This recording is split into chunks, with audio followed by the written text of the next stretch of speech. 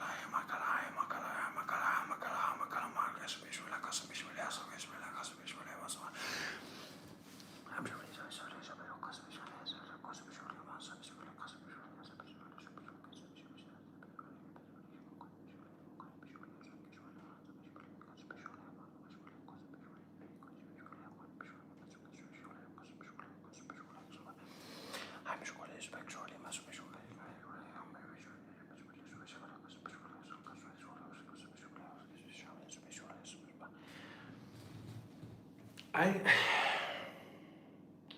want to be honest about something. I have nothing against trolls.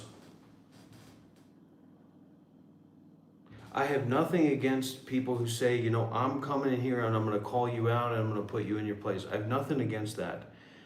But the repeated degree of dumbness that these trolls kind of position their position on is, for me, just like, please help me.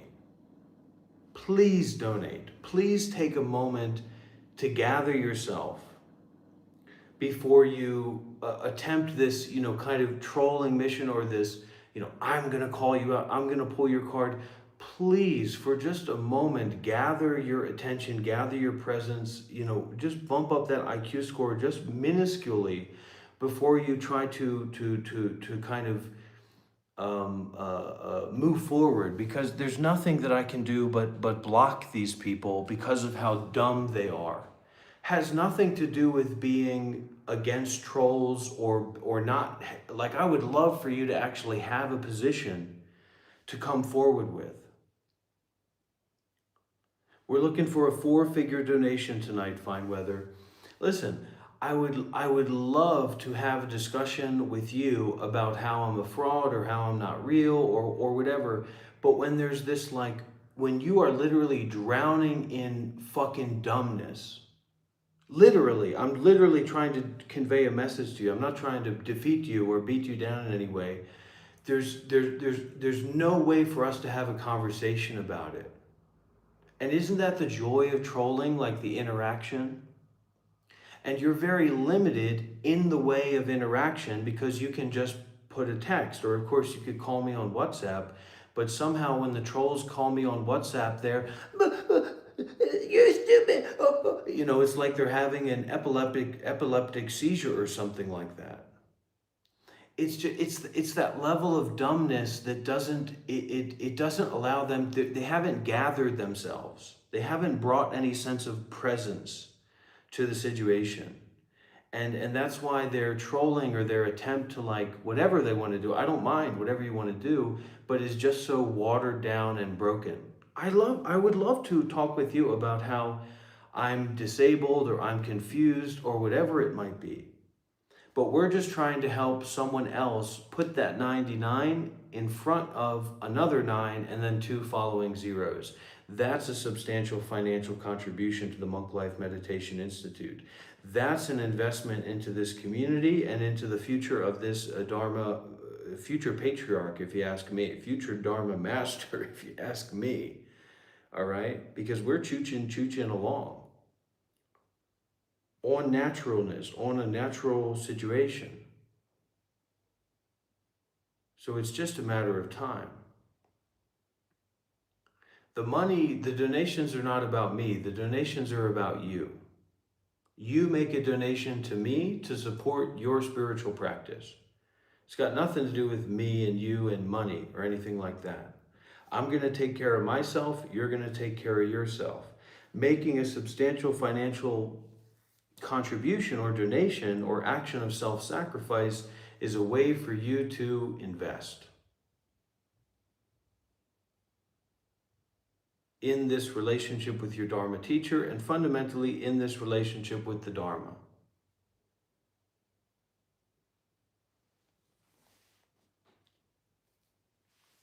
It's like these people don't believe that context exists. You know what I mean? I think that's a part of the dumbness. It's like they don't exist, that they don't believe that there's such a thing as context. I think they're that disassociated and discombobulated. Like, the notion of there being context is an affront to their intelligence, which, I tell you what, that's really problematic. You know what I mean? And there's a lot of context that you're not interested in and that you don't want to be involved with. And you can't make that somebody else's problem. You know what I mean? It's like, maybe you don't like trans people or you don't like gay people. Well, you know, that's ultimately your problem. And you've got more problems than that to deal with in your life. Yeah, but you can't quite say that if you're not open to the reveal of the context. You're disingenuous and you're disassociated and you're discombobulated. You're basically drunk on consumption. And you're just wandering around in complicated thought and like bumping into things. And the moment that I try to engage with you, you will either keep scrolling or just devolve into this kind of ego babbling freak that doesn't have any kind of groundedness or like resemblance of an adult human being, or someone who's gone through like a rites of passage and is like come into their own identity and takes responsibility for their actions. You know what I mean? And once again, that's oh, it's just this person here. Sorry, I didn't mean to respond to you, Danny. I just didn't get the full review.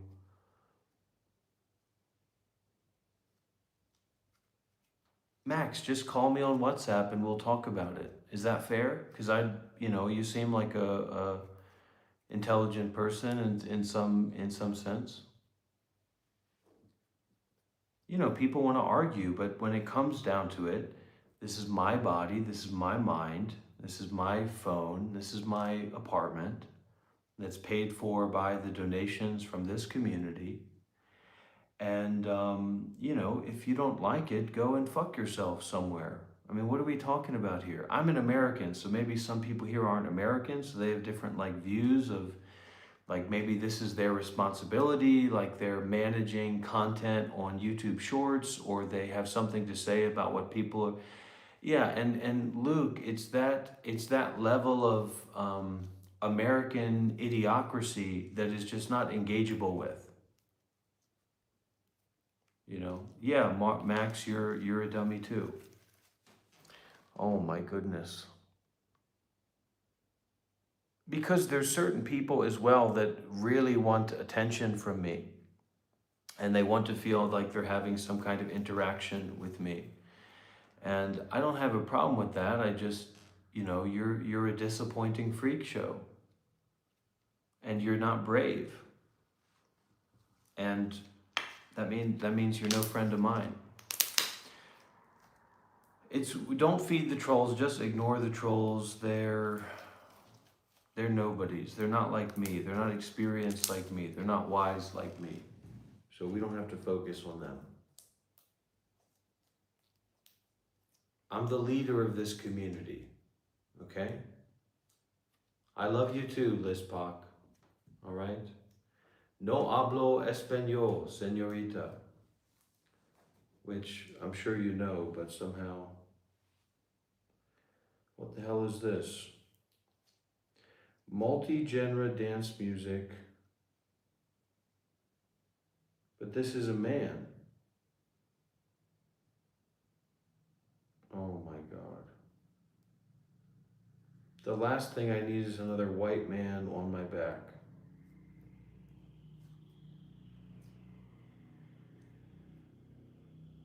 Looks like the other guy. Looks like it doesn't look exactly like him. Where's your donations, big sister? You're just getting by too, right?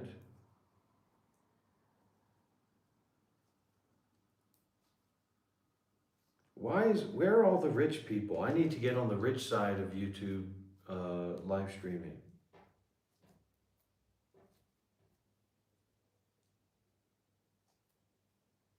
Don't worry, everybody. I don't actually mean that. We are on the right side of YouTube live streaming, right here where we are.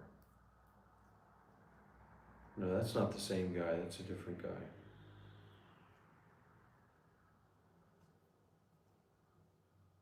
Well, I love you too, big sister.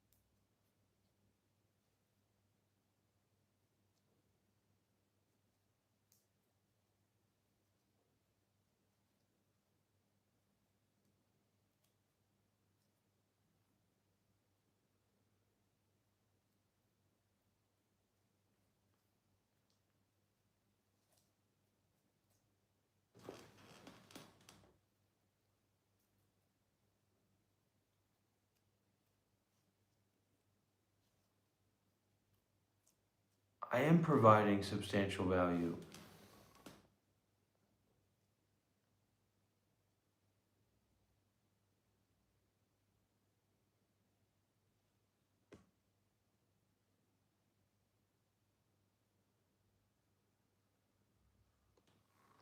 And that's something that happens. You know, this kind of environment will also attract, I've attracted a lot of schizophrenics. I've attracted a lot of middle-aged women. And sometimes you will attract these kind of failure to launch men, young men, that are unstable and aggressive and got lost in the toxicity pipeline. And that can take a lot of different forms, but it's very much based in attention seeking and kind of trying to traumatize. So it's an attempt to push their own trauma out.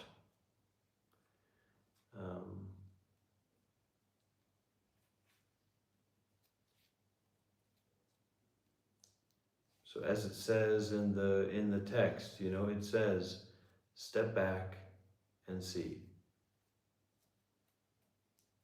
We're still waiting for a major financial contribution tonight because we're looking for a 4-figure donation tonight.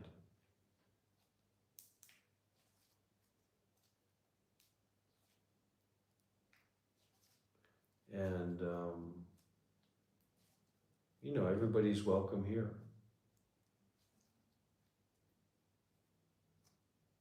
Just can change the tone, can change the energy in a certain sense. Although it's quite easy to get rid of them, so maybe I'll show them how to do that.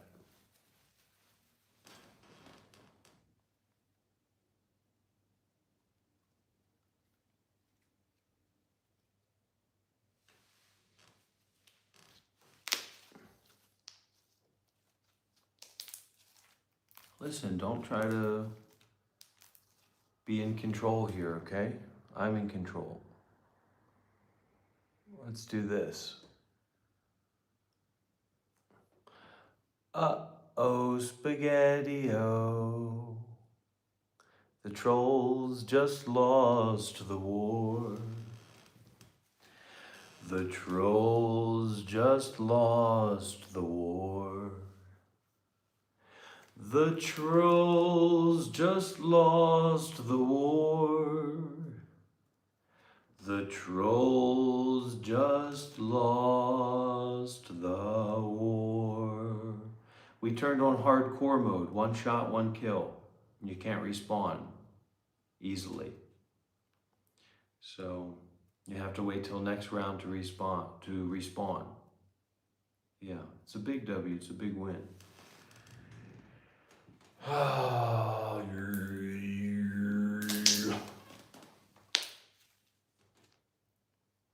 Astral Trephination, give me a call on WhatsApp. The trolls just lost the war. And sometimes these people who've gotten mixed up in the toxicity pipeline, they also like convince themselves that they have like a spiritual position. And that can be a long winding road of confusion as well. So Astro, if you want to, let me hear. So the number is +1 443 98, because the PayPal link doesn't seem to be working.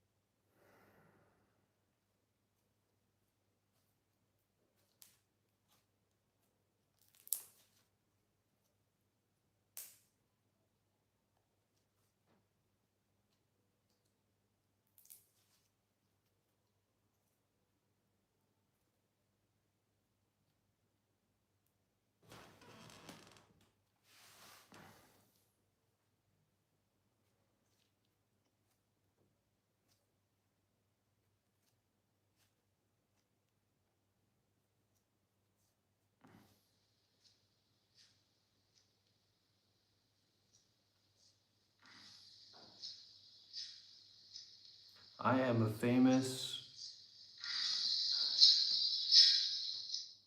and powerful spiritual teacher.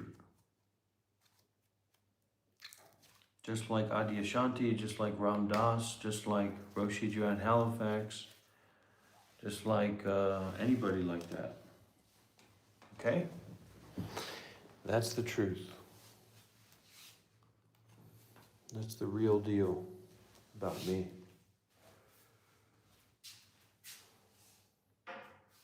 No, if anybody else tries to put the number up there, it doesn't show up because the YouTube filter catches it.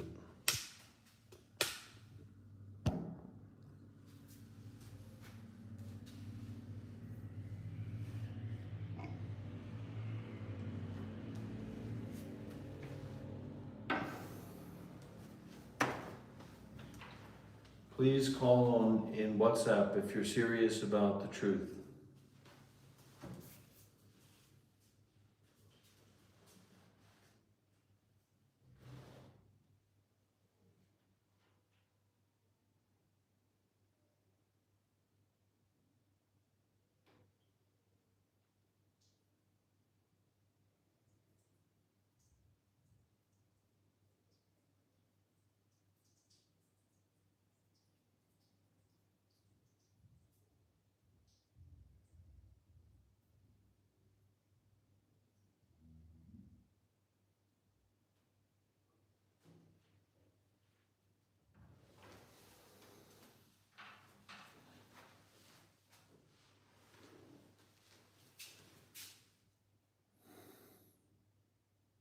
We gotta plug this in. This phone's dying, everybody. Well, why don't we just wrap up? I think we've reached the end of the line in certain ways here.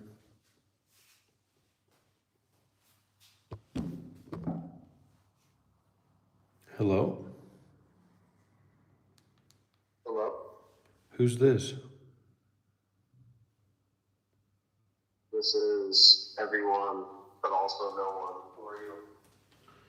Well, you don't ask me who I am because you're coming to my house. So I'm the one who owns this dominion that you've entered willfully. I'm actually in my house right now. Physically, but mentally you're in my dominion. Mentally, I'm in my house right now, actually. That's because you don't understand what mental is and what material is.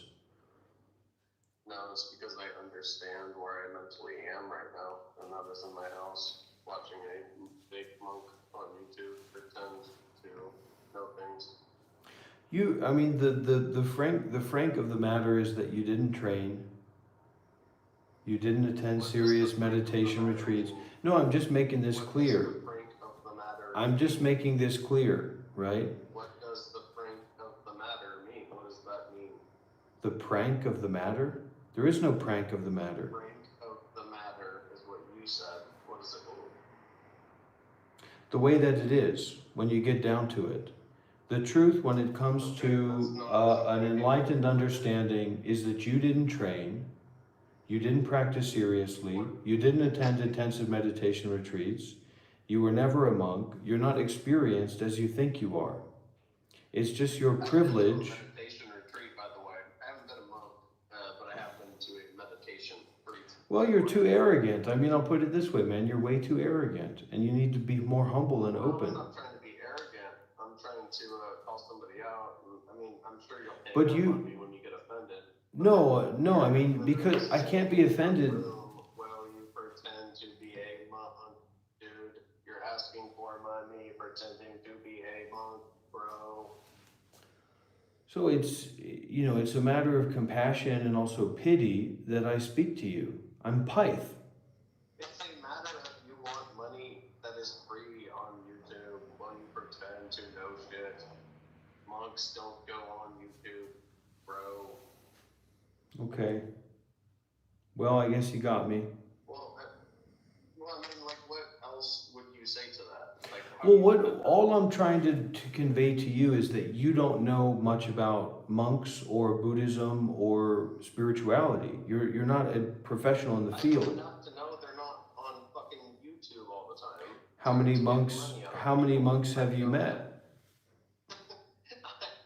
None, because they're not on YouTube trying to beg for money. Okay, sir. so you've met 0 monks, and yet somehow you're an expert on what monks do and what monks don't do, and also what monks are, because when you haven't really had much lived experience with these things, it just becomes an idea in your head. So for me, I've met hundreds, I've met thousands of monks. I've lived with monks for years and years of my life. The majority of my adult life was spent living with monks. Where did you meet thousands of monks? I'm not going to tell you about that. I bet you wouldn't, man, because that is not a true statement. Well, are you going to send a donation if I send you the PayPal link? Oh, yeah, man, I'll just send you my whole bank account for being some guy on YouTube. How much do you have?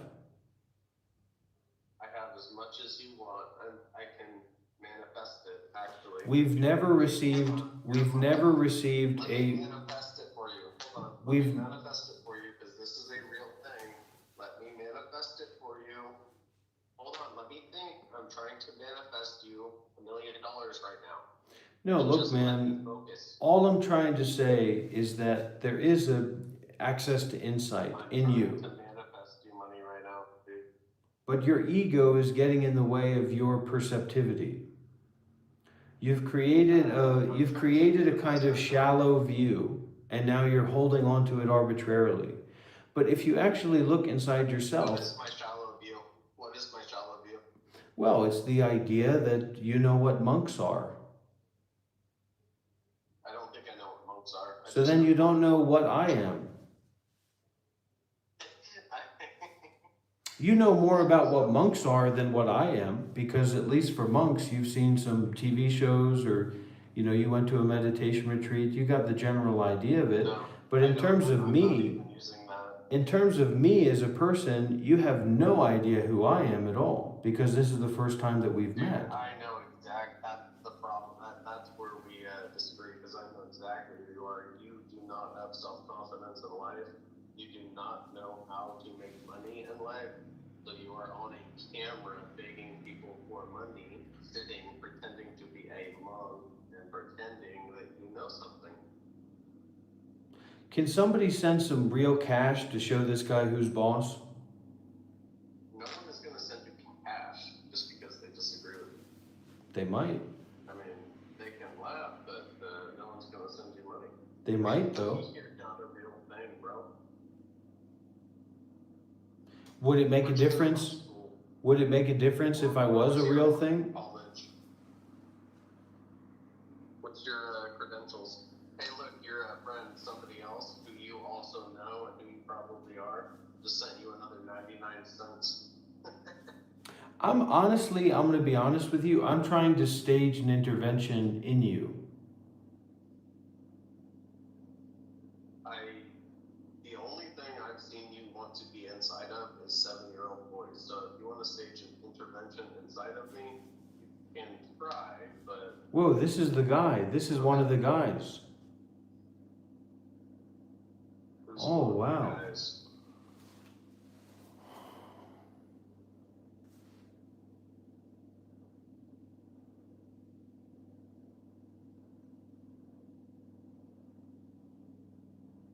The point is, it's easy to not know. This... You don't know me, and I don't know you. We both don't know. It's very easy. I get that. You're not special. Like, I get that.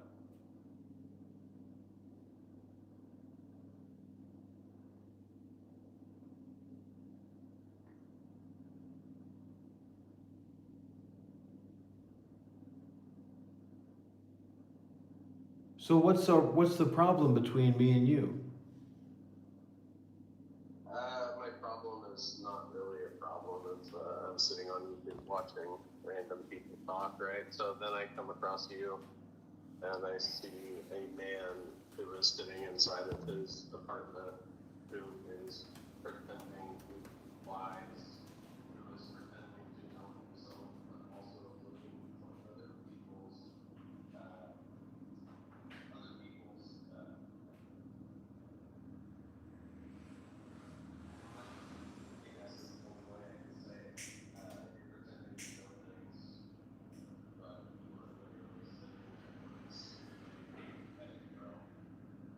I don't know, I feel like in another world, we could be good friends. I think there's a similarity in our minds in some way. I feel like I don't think I just feel like you're being stupid, right? But that's fine. Well, where are you making your money from? I make my money from working very hard. In the construction field or? Yeah, I used to do that too. I was a job coach, I was a direct care worker. I worked with an advocacy group in Maryland for a while for people to self-direct their own services. Okay, so why did you quit living life and then pretending to know things and like asking people for money for free? Like, what did that change?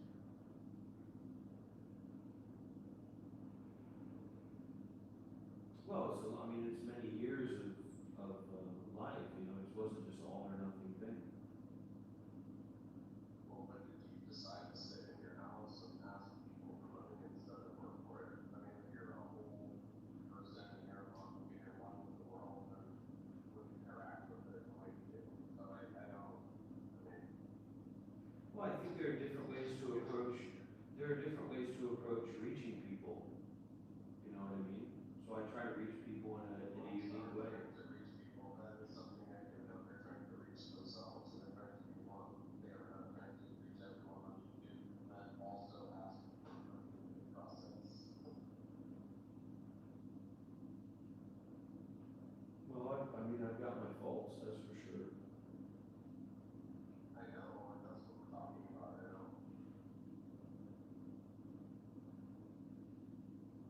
What would you recommend me to do?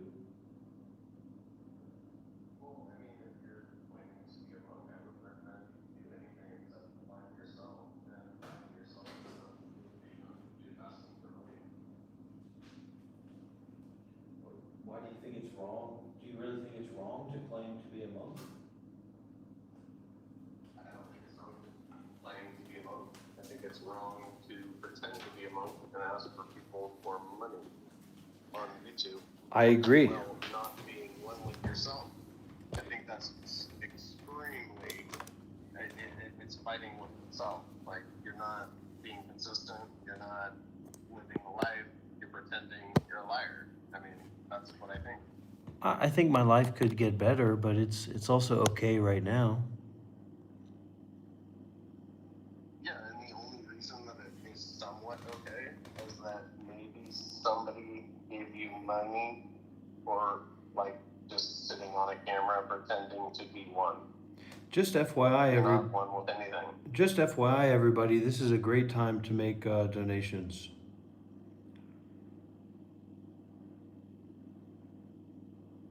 Do you think it's wrong for me to I'm not even trying to be rude to you. I'm not even trying to be rude to you. I'm just saying, like, you are a bad troll. You're not even a good troll. You shouldn't pick a monk persona if you're going to be a troll. You should pick something else, because no monk would ever sit on the phone and stare into a camera and ask for money while they claim to be one of themselves.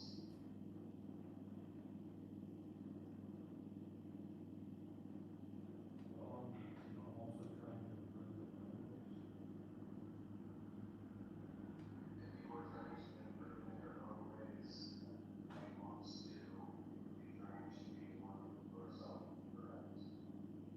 Yeah, but I see live streaming and sharing and playing very playful as well. Okay, so you know that monks try to find their inner peace and they try to be one with everything, but you go the opposite direction for some reason.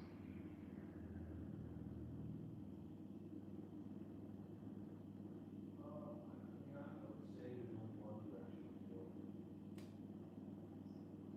What direction is the band? Be more specific.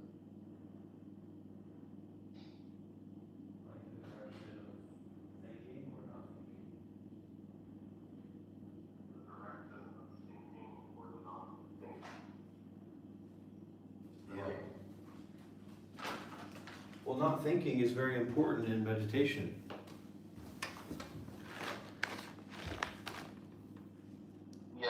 I don't know what you're trying to tell me right now. Are you trying to tell me you're thinking or not thinking? Like, when do you think and when do you not? Well, tell me that. I'm not really thinking right now. I know that. That was obvious. But when do you choose to think nothing? I don't.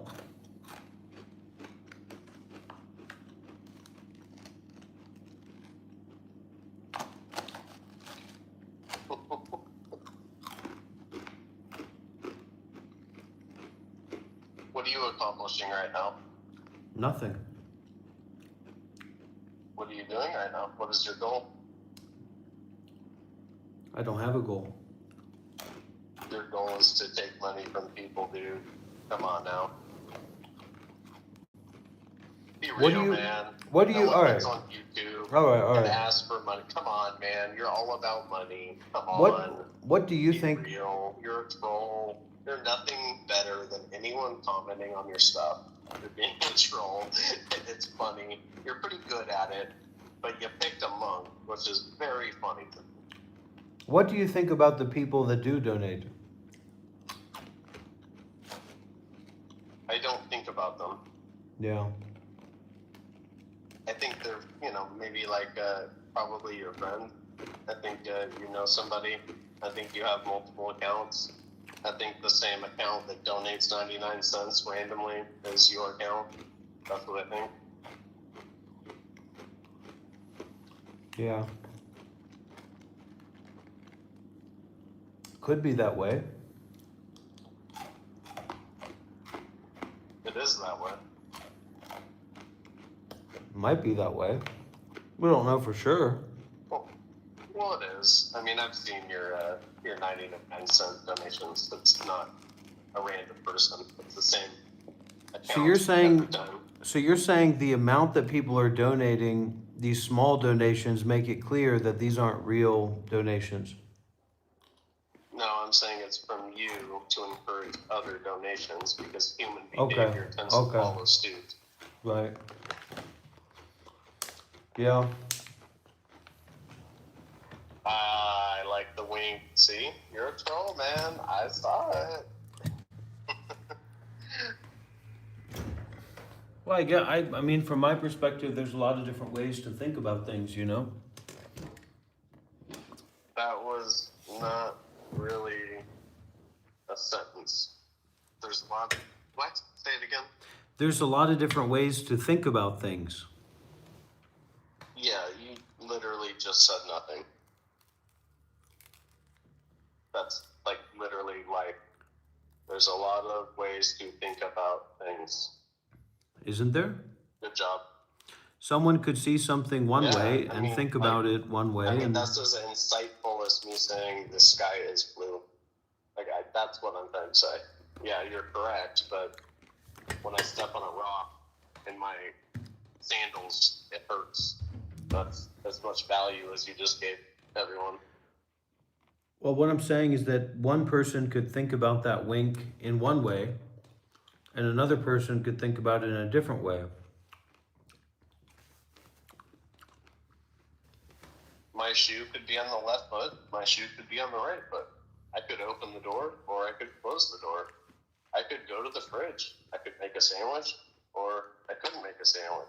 What kind of sandwich I would you could make? open a cabinet.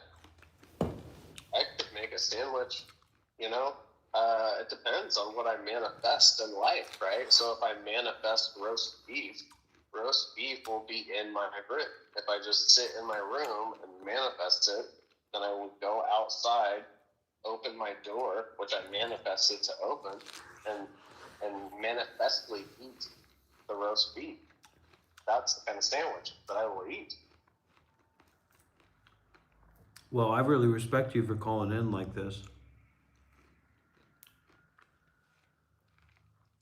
Well, I'd like to eat a sandwich with you. Can we just manifest a sandwich together, or something? Because there's your profile again that donated $1.99. No, it's With true. the winky face. That's I know, cute. because they're just trying, it's a small amount, so we know that it's not really it's disingenuous. That's why I'm always, If it was a mate, if it was a real donor, they'd get those fucking numbers up. It's not a real donor. It's a fake donor. It's a cute way for other people to continue the snowball effect and donate to you.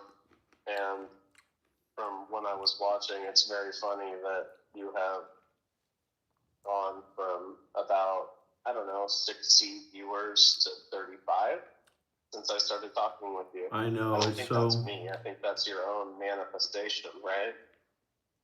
Well, I think there's no accounting for taste for a lot of people, you know. No accounting for taste for other people. Yeah. Okay, can you say that in a different way? It's like a lot of people have never had a good cappuccino. Can you say that in a different way? It's like people don't know that Starbucks coffee is not good coffee. It's like when I cut grass, the grass is cut kind of a thing. Am I on the same page now? I wanted to ask about, do you work at the group home? Do you work in a group home? Do I work in a group? I'm not going to tell you where I work, bro. Sure, I've worked for 13 years with people with disabilities. I'll tell you that.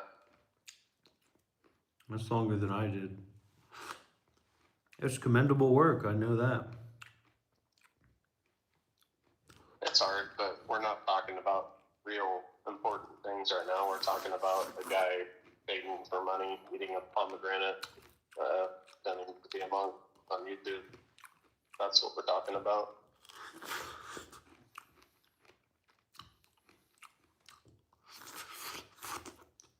Maybe you're someone else. Maybe you're trying to play a trick on me. I am someone else. I am someone else from your perspective. No, I'm saying maybe you're the user, someone else else who's donating 99 cents and stuff. Yeah, I've been donating to you. I love you. Sorry, I didn't want to admit that. Well, you're welcome, but, you know, I don't know what to tell you. I don't know what you're trying to get out of this.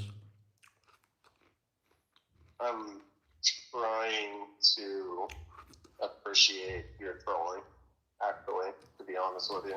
I'm trying to appreciate the fact that you have found a way to make, I don't know, even if it's, I don't know, $13 a day from sitting in your room and telling people stories. I mean, that's pretty commendable. To get people to give you money for nothing is pretty commendable. I mean, you're a pretty good troll. I will say that. All right. Well, I hope you have a chance to call in again sometime. You have my number, so we can talk more, you know, later down the line. But I'll miss you so much. All right. Thank you. Why are you leaving me right now? I don't want to leave you. I love you so much. You're a monk that I love.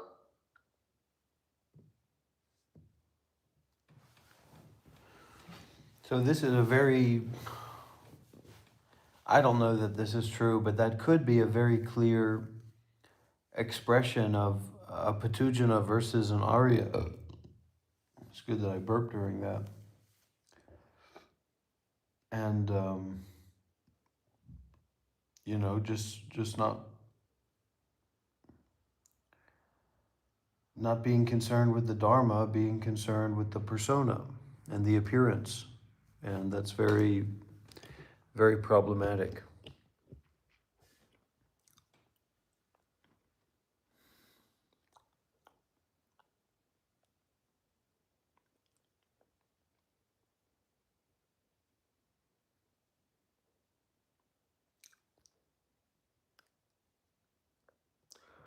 All right, well, after that phone call, are you calling in, Astral? Okay. We have any other questions or sharings, everybody?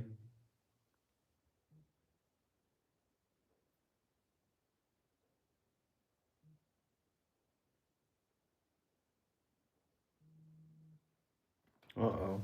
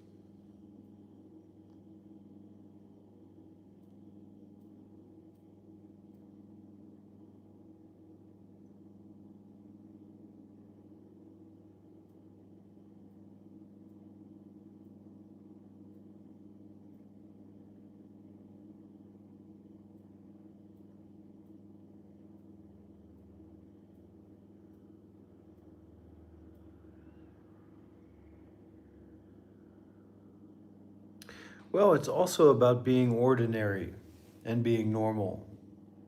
So questions about like, you know,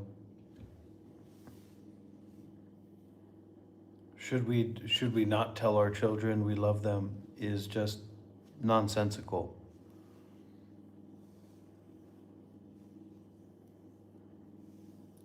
And this Dharma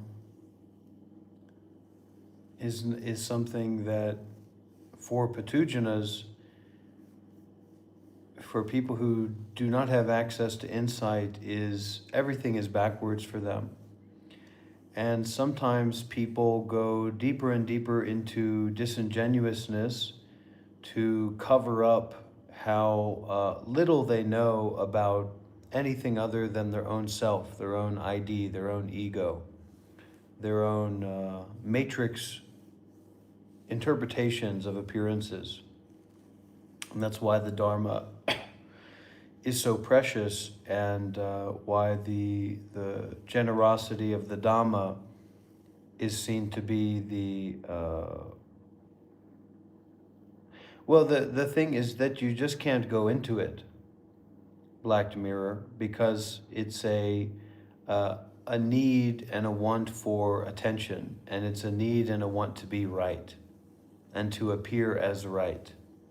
That's the big thing. So there's all these layers of disingenuousness and, you know, multi-facedness, so that they can give themselves the chance in the background to be right, to always be right.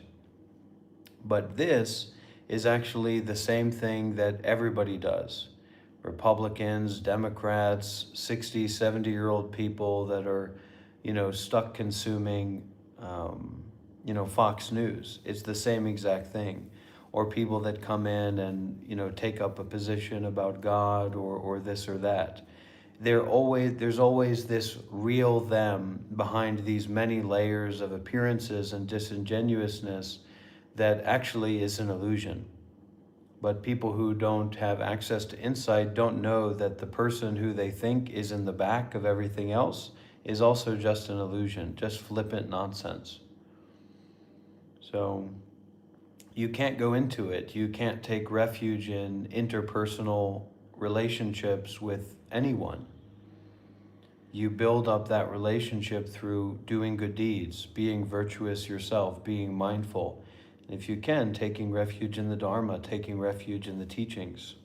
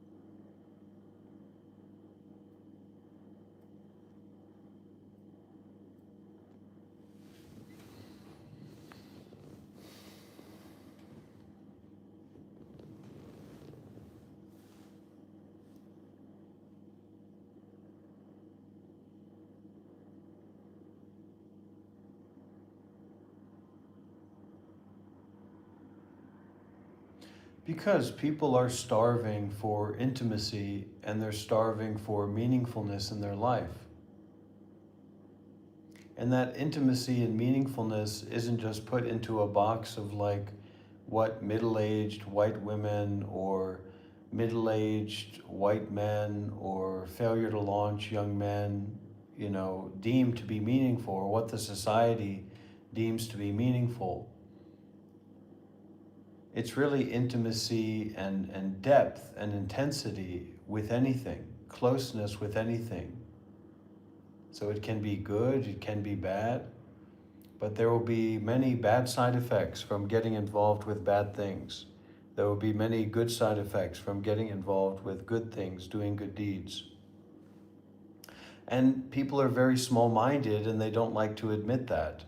So instead of admitting how small-minded and limited in experience they are, and it's not this person in particular who called in, because it's the same thing that every idiot on YouTube Shorts or TikTok live streams does, which is pretend to be serious about something, and that, like a view, and then when they get called out on them knowing nothing about the topic that they're being serious about, they jump back and they say, oh, actually, I wasn't serious about that. Then you call them out on whatever else they bring up and they jump back and, oh, I wasn't actually serious about that. And then way back, in the way back for that real ego, they say, aha, I was just tricking and playing all along. So it's just an ego built out of disassociation and disingenuousness to cover up the fact of a limited perspective based on spoon-fed American culture and being inside of that box, or any box. It's not just about Americans. So for me, I don't need to be live streaming to live a good life.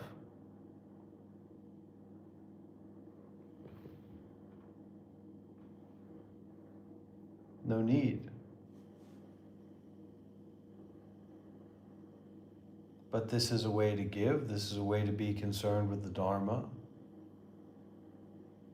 This is a way to connect, even with people like that, because whether they like it or not, they do get impacted from what they spend their time looking at and doing. Exactly. I'm a dude playing a dude disguised, and nobody cares, and that's the thing. It's like taking responsibility for what you're following, as if I would ever follow that person. And I don't know what that does to their psychology or their ego. And I'd be curious to hear about that, but it's like,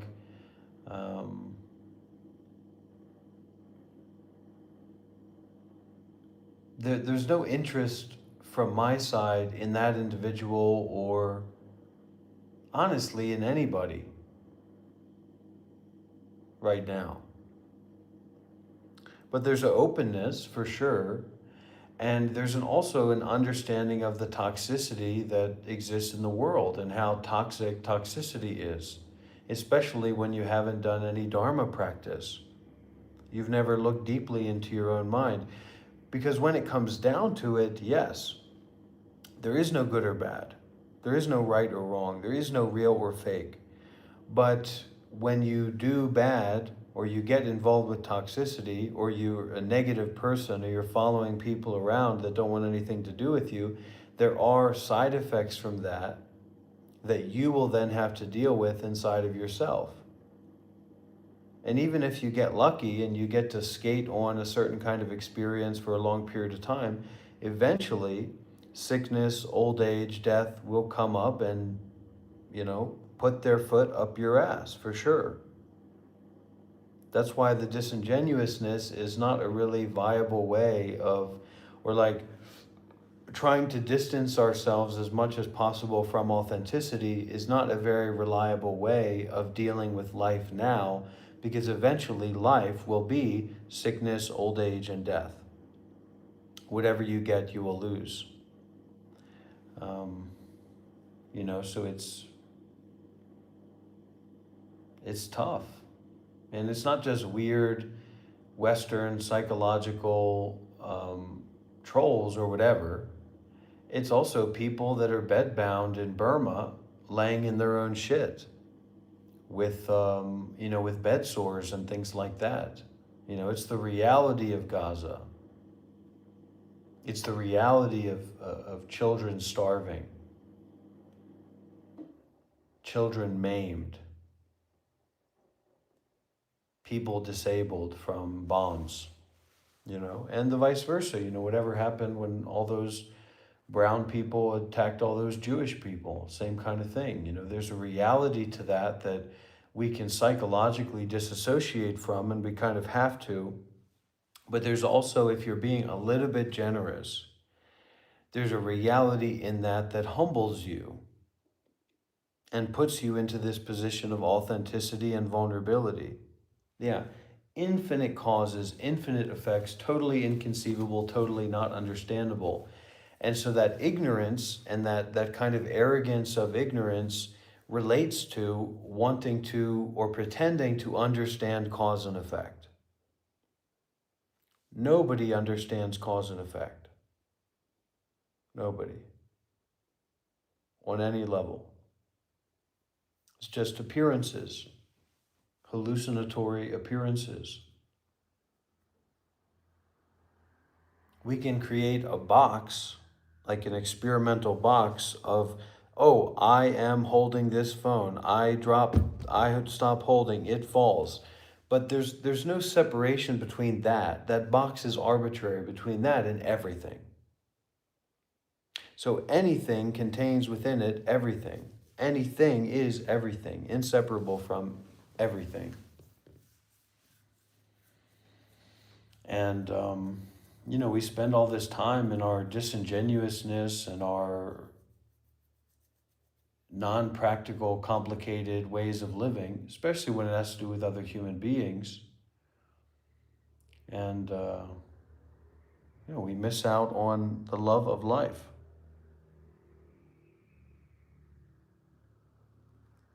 We miss out on the profundity of life as it is, not needing to fixate on appearances or build up some kind of story and narrative. Not because we can't, we can. You can dream up anything you want in your mind, and you'll experience how that affects you. But we don't have to constantly be thinking. We don't have to constantly be in a story. We can kind of step into our own monk life in our own lives. But to do that, you have to be generous, virtuous, mindful, willing to cultivate, willing to listen to the Dharma, to take refuge in the Dharma, to take refuge in awareness, to take refuge in the community. And this big bad idea of what about me is just fucking stupid. You're causing yourself to suffer. You're missing out on the whole world because you can't stop saying, what about me? What about me? What about me? And then you do these small, stupid things as a troll or as someone in that kind of psychological situation. And it's like, who cares? You can put a bunch of accounts. You can say a bunch of things. Like it's, so what?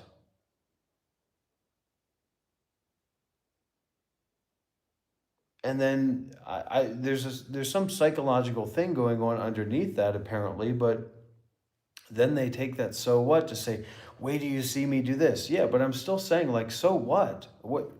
Who cares? What are you doing? I mean, the only person who cares about it like that is you. And you're trying to mirror that caring or mirror that attachment into an environment.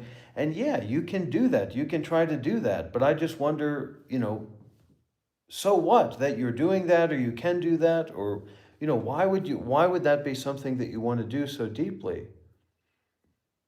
And I also resonate with that, but it's like, is it just coming from this intention of interpersonal gobbledygook and just random thoughts, or is there some sincere intention that you have, and then they're masturbating because the person that they're stalking is talking about them. And yeah, there's a so what to that, but I'm also considering about the community environment. They're sitting there masturbating, he's talking, it's happening. And it's like, that's probably not a good way to live your life,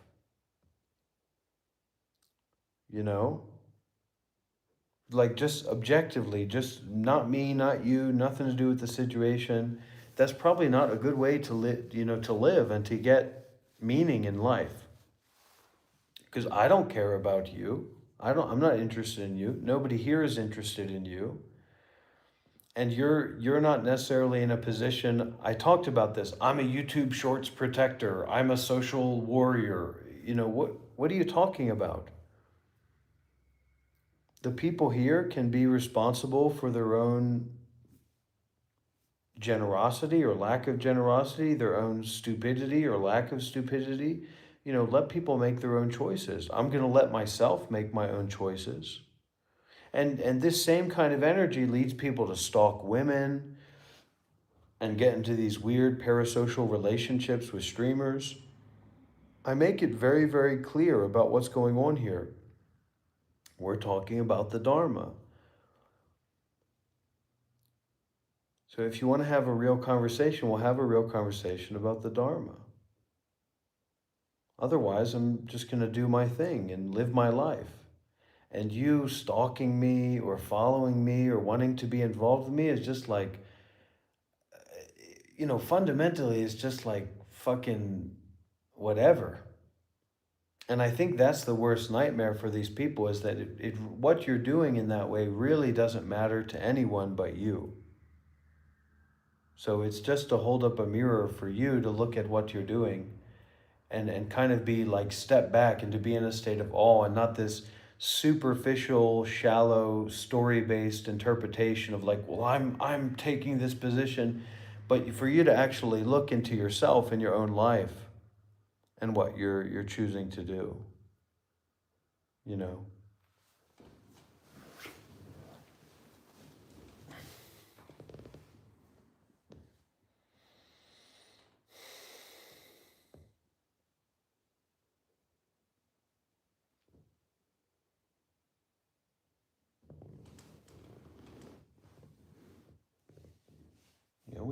we can't all be living in each other's pants, you know what I mean? Sometimes we've got to live our own lives and deepen our lives.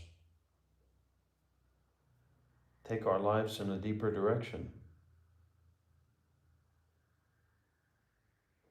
But just because you're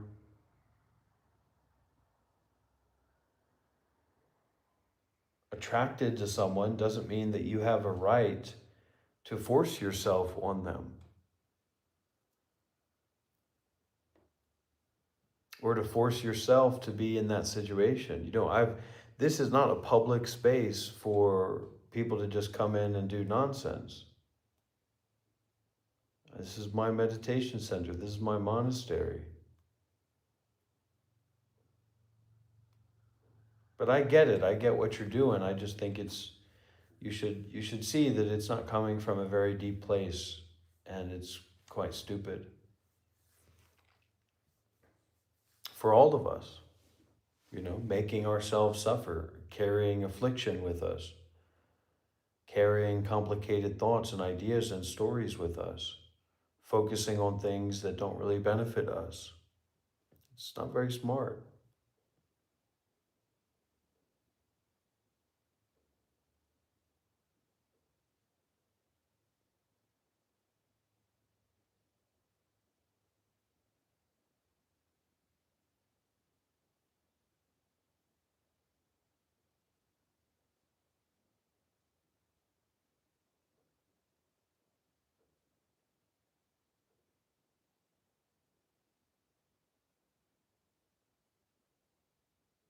But I've learned over time, I've learned that sometimes our enemies they are these kind of helpers. That our devils, our demons are actually kind of angels.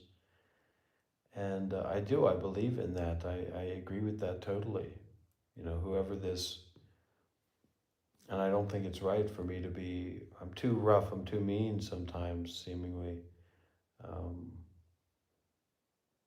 But it's not right to diminish how helpful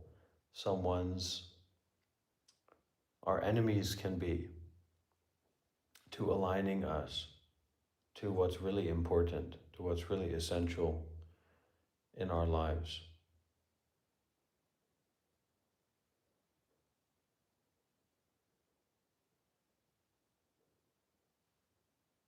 But if your key code is disingenuousness,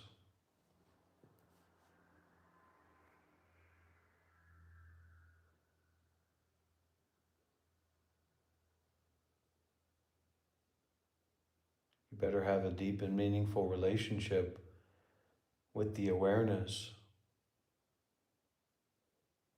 that is not based on things. Otherwise, you're going to make a lot of problems and a lot of trouble for yourself. And it's just going to be a lot of stupid low-tier memes that you're pushing out, you know, just trying to get attention.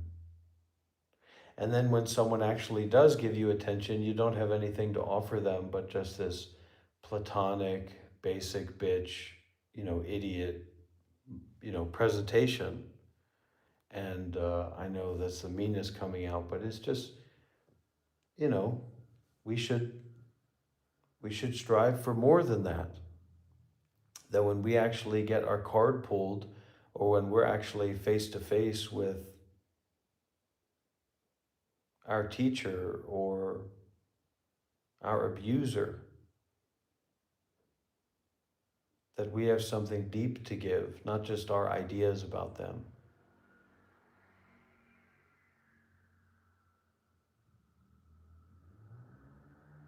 You know, that we're ready to totally refresh and restart into total genuineness, total authenticity, total sincerity.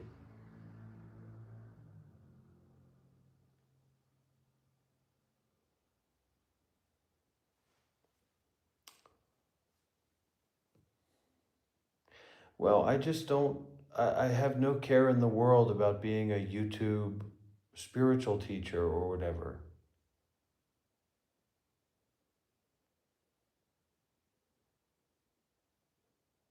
Can be a good time, and it's a job if you know, it's something that I'd like to do. But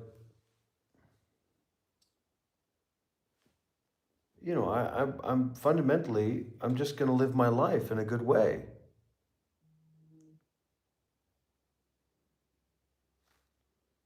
You know, I have a lot of communities all over the world that I'm connected with, and I do have, you know, students and donors, you know, at least last time I checked, and you know, I have support to keep moving forward in my spiritual path, and my spiritual path just being life. Um, but like, because I mean, I'll also, you know, go into some spiritual Discord servers and I'll say, fuck you, you don't know shit. But the moment that that person's ready to step forward and talk about the Dharma or talk about what I'm really interested in, or to have a call or whatever, I'm ready to be there 100%. To share my experiences, to share my vulnerability, to share my life.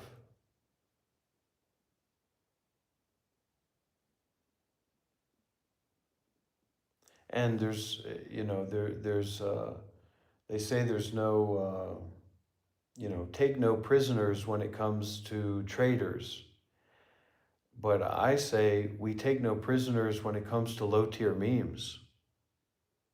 You know what I mean? And then you get these people, because people don't know how to live. They don't know how to make blessings. They don't know how to deepen themselves in any way. So they're constantly just like drinking the scum that's on the surface level of the water. And they try to go deeper because they don't know what to do with toxicity. And it becomes these low tier, weird, toxic memes that are so weak. And I just say, you know, we take no prisoners for that. We just end that, because it doesn't lead anywhere. It just leads back into itself, which is what it's trying to avoid deep down, you know, in a deep psychological way. You can go on and pretend as much as you want that you love, you know, smoking spice and living in a shitty place and drinking alcohol and being fat and ugly and stupid and talking on the computer and being a troll or whatever. But deep down, you know that, well, you don't. Sometimes you don't, but that there's suffering there. There's suffering there.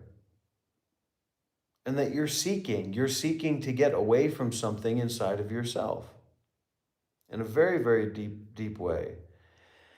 And when that's all you know, your memes get lower and lower and lower and lower tier. And then you're saying, how can I possibly join a Zoom meeting and put porn on it? You know, or put God knows what on, put gore or porn. And I think there's just a better way to live, you know, it's a deeper way to live. To actually be funny, to actually be creative, to actually have a voice that's not just, you know, some middle of the way, you know, personal, psychological, fake persona. You know, it's just that's such a loser thing to do. And I don't want to be a loser. I want to be a winner. I don't want to be shallow. I want to be deep. I don't want to be weak. I want to be strong. I don't want to have a frail, blackened, retarded heart. I want to have a heart that's big and happy and healthy and ready to explore, to experience. You know, and then say, we got him. No, what are you talking about? We got him. This is what I'm doing. This is what we're doing here. This is what this is about. We got him. This is what this is about. This is what this is for. So you can only disassociate yourself for so long before you have to like stop sniffing your own farts and actually go out and smell the bacon of the sunshine of this moment as it is. Not the stories you keep, what are we going to do next? What are we going to do next? What are we going to do next? Or whatever it is. Who cares? Who cares what it is? I mean, what are you talking about? You know, you're the only one that it matters to is you. So let go of yourself if you can. And if what you're doing isn't making you a big, bad, strong dude, except when you're talking with vulnerable, retarded, random people in YouTube shorts and trying to troll them, then what are you doing? Hello? How are you, sir? How are you? Why do you sound so stupid? I love you, sir.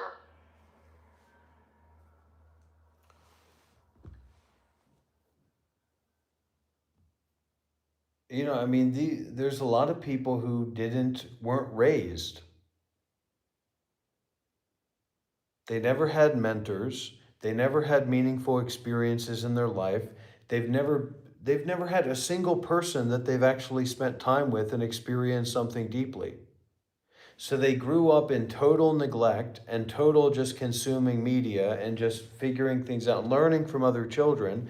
So they never went through maturation. They never went through rites of passage. Hey, I'm one of those people too. You know what I did? Instead of smoking spice and and driving driving on one time I was smoking a lot of spice and I was staying in this apartment and all the tires on my car popped and I needed to go and buy more spice. So I drove, literally all four of my tires were popped. I drove on rims to the gas station to buy more spice and then went back to my shitty apartment and smoked spice.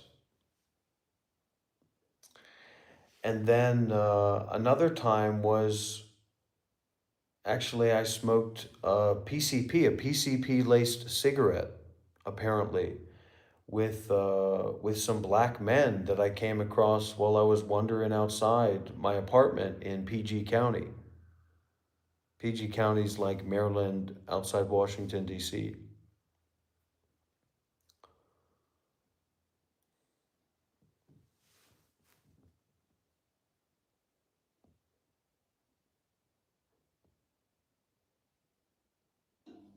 So I mean, I've been through very deep suffering and confusion and craziness. I've been through a lot of that.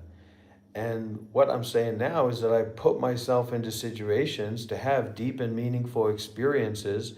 And maybe people think that I grabbed my TikTok phone and I said, I'm gonna travel to Thailand and get experience. And I went and I put on baggy pants and wandered around Thailand. No, I went over there and I ordained as a monk and I lived and trained as a monk all over the world for years with meditation masters, living in community, meeting hundreds of people, thousands of monks, attending retreats, being in rural Myanmar, rural Thailand, rural India, all over the world.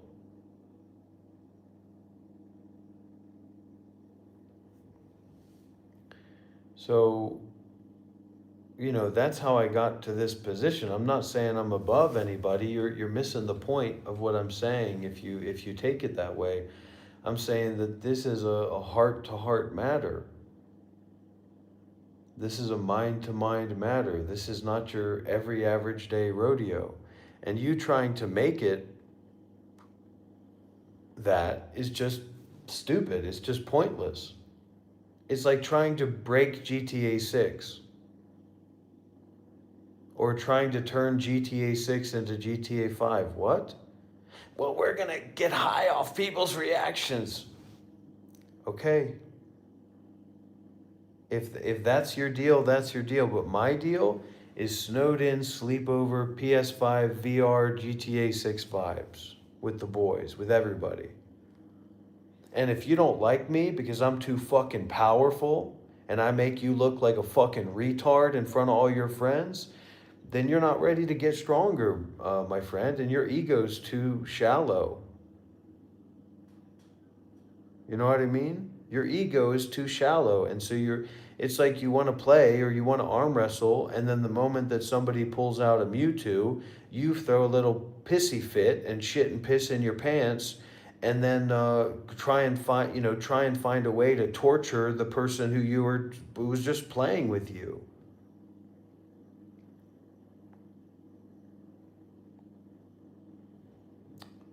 We say, well, we look at the way the community is, we look at the way people react to you, and we don't agree with that.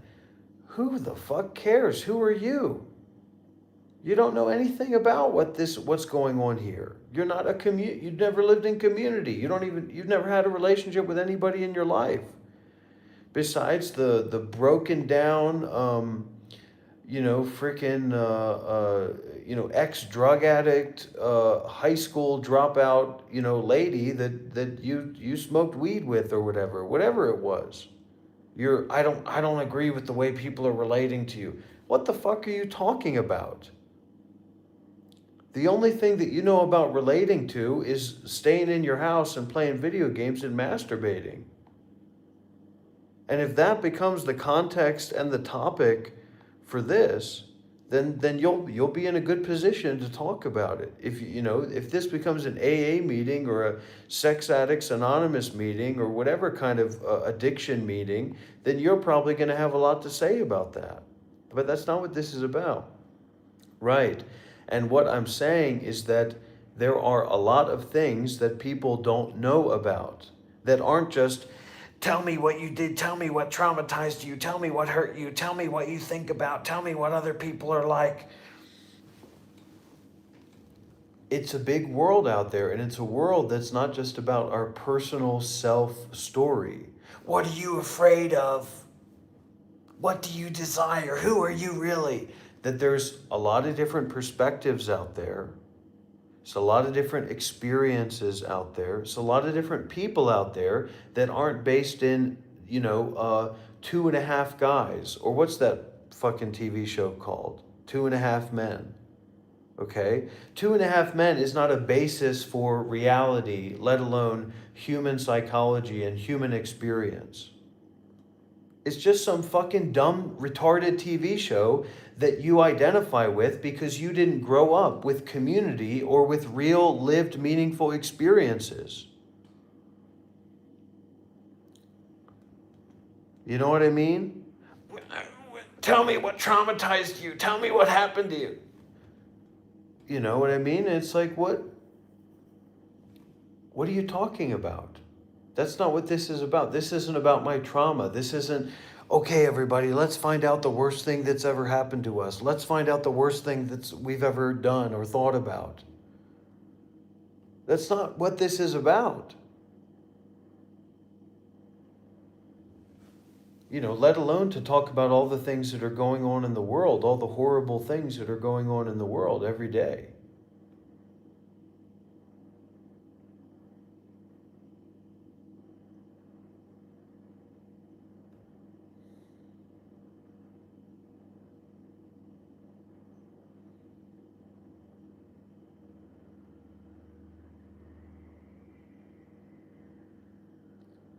I like absurdism. I like Tim and Eric.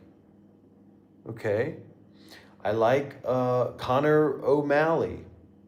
I like Daniel Henschel. I like, what's that guy that did the Comedy Central show with the Afro mixed race dude? I like comedy. I like play. I like irony. I like sarcasm. Sue me. I like playing with my identity.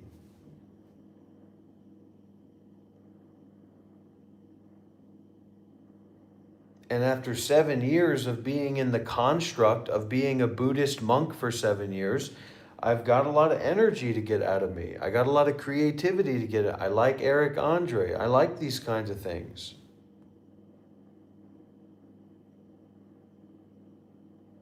I like, what's the guy, he did a Comedy Central show and he would do like pranks with businesses, like surrealist pranks with businesses. He's a super funny guy.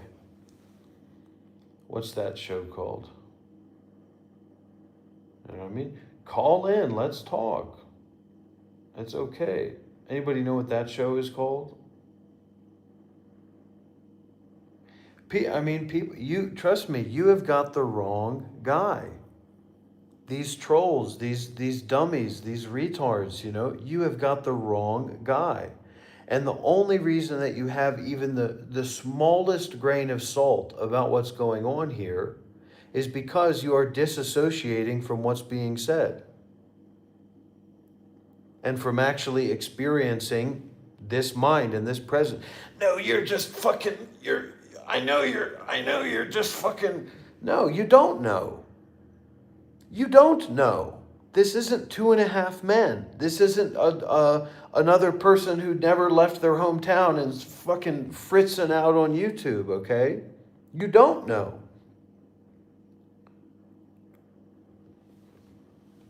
And I'm not triggered, it's just, this is what we're doing here. This is exactly what this is for. Doing this kind of work. You know, everybody has this idea, I'm the mastermind behind the scenes. You're the fucking dumbest dude in the room. And a part of you knows that. That's why you pussyfoot around. That's why you hide behind disingenuousness. And you are the people that I want to meet. You are the people that I want to work with and help. I'm more comfortable with you guys than I am with fucking Jim and Joe who want to ride around on I get a piggyback ride from Dr. Rob. Jesus Christ. I'm much more comfortable with you freaks. But you're so fucking dumb and stupid and toxified and weak that it annoys me a little bit. Got to get you trained up. No, I gotta be retarded. Well, you are. So you're staying on track. You don't know. You don't. You couldn't begin to know because you have a very limited perspective about life and about philosophy and about looking deeply at anything. You think that this is an extension of 2.5 men, but it's not. Everybody you know was a part of my plan. You know, you think this is some kind of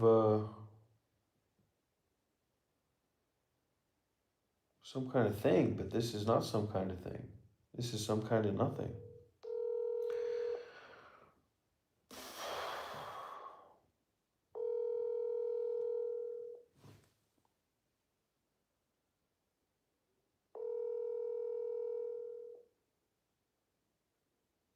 That's what I need. I need good jokes, not fucking pansy trolls calling in. Hello, I'm gonna get him. You know, you're barely breathing. You need to fucking call the registered nurse at the group home to help you out. Hello. The hell are you talking? How are you justifying this idea of superiority and standing over me? You're a great shadowy creature standing over me with puppet strings. You call me on the phone. You know, what's going on here? I am confused about it. I'm going to send him a message. What are you talking about? And these people exist or don't exist. It's irrelevant. It applies. It's sending this energies out. These energies need to be sent out to protect the next King Cobra JFS or whatever. Maybe this is the King Cobra JFS in me trying to transmit these things.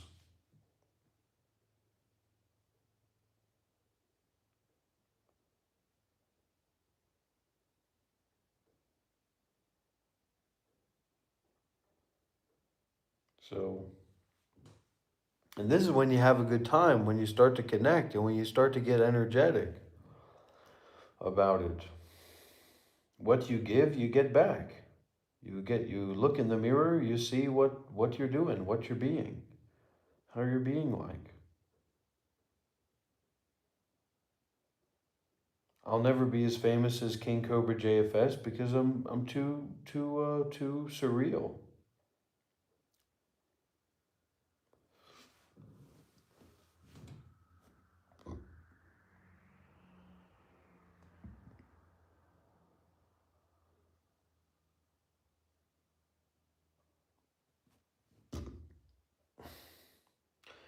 there's a perspective about life that a lot of people get of, they get solidified into this routine and their whole life revolves around that routine, being at that place, doing those things, and their ego and their self kind of consolidates into this solid mass that's never like, it's not open to change. And the very notion of change or development or evolution like goes out the window. So you're basically just going to stay the same forever, but maybe you'll have a better diet. I'm on a very different, I have a very different perspective about it. When I go to Australia next month, my entire life is going to change. My entire perspective and ego and identity is going to change.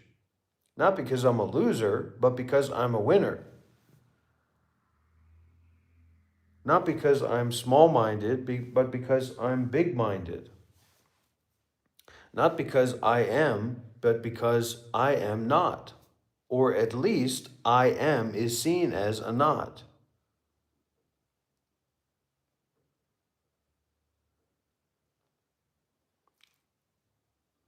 No, and I hope that's the case, but you don't know. You never know. It's not about knowing.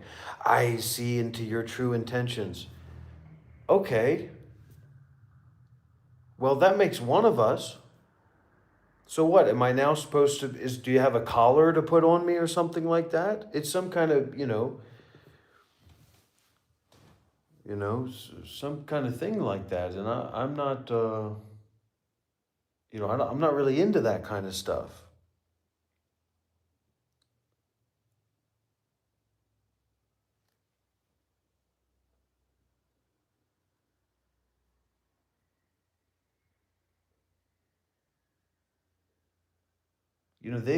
What these kind of people have done, and I hope that we've got some energy I think we do have some energy from those kind of people, but what those kind of people have done to some of these like vulnerable, schizophrenic, very weak-minded and weak-willed and just vulnerable young people is horrible. I mean, it's incomprehensible. They try to push them to dying, literally, to being imprisoned in the FBI. And I tell you what, buddy, you are talking with a very, very powerful spiritual being.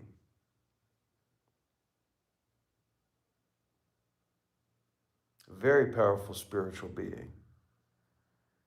They love it. They love to torture these people to death. And then you see what happened when King Cobra JFS died. Somehow all of these people that were just disassociated, insane trolls and torturers and manipulators or look what happened to Chris Chan. They forced that guy to grape his mother. And become trans. That's how far these people go into insanity with these vulnerable people. And somehow the moment that King Cobra JFS died from his alcoholism, where all these trolls and all these horrible, weird people were sending him alcohol, and just this vulnerable guy who's like a lolcow, somehow everybody loves him and misses him and supports him and respects him and sees him as like a deep person and all that. And it's like, oh my gosh,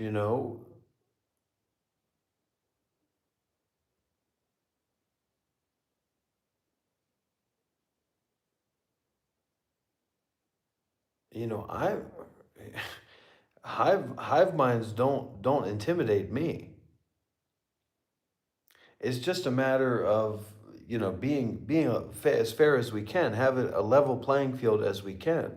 I will take on hive minds, and I'll fuck those hive minds up too, if they don't know the Dharma. I've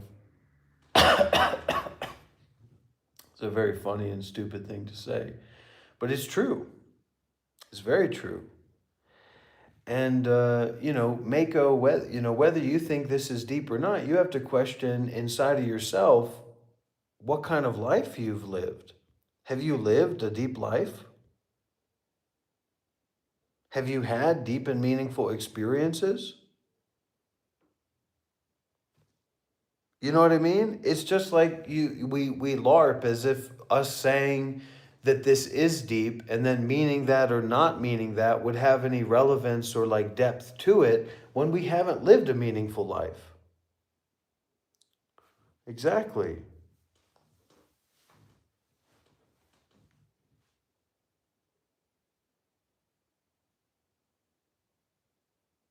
So it's not deep or shallow. It just is what it is. Stop trying to boxify what it is, because it just already is what it is. And the box that you make for it is going to get stomped the fuck out and burned by me, Dr. Rob, king of the castle. Don't you ever say something like that ever again without being clear if you're being genuine or not, Mako. You're on thin ice.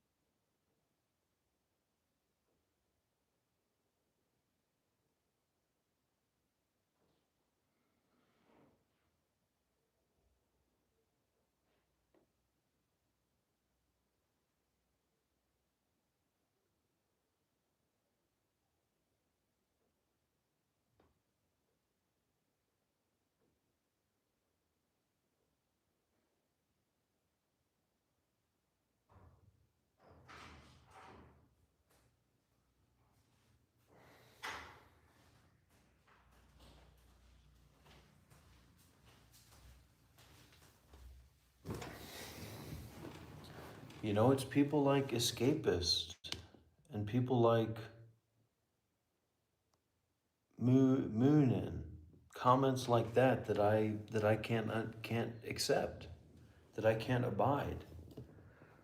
These people come in, they say a little something, and then they disappear into the fog. They were never worthwhile to engage with to begin with, because they weren't willing to step forward and have a conversation, because they're pansies, because they're punks, because they are these disingenuous, discombobulated trolls that from the back of their computer screen, I am the puppet master, I am the one in the shadows, I've manipulated you in ways that you can't even comprehend. And the moment they call you up on the phone, hello?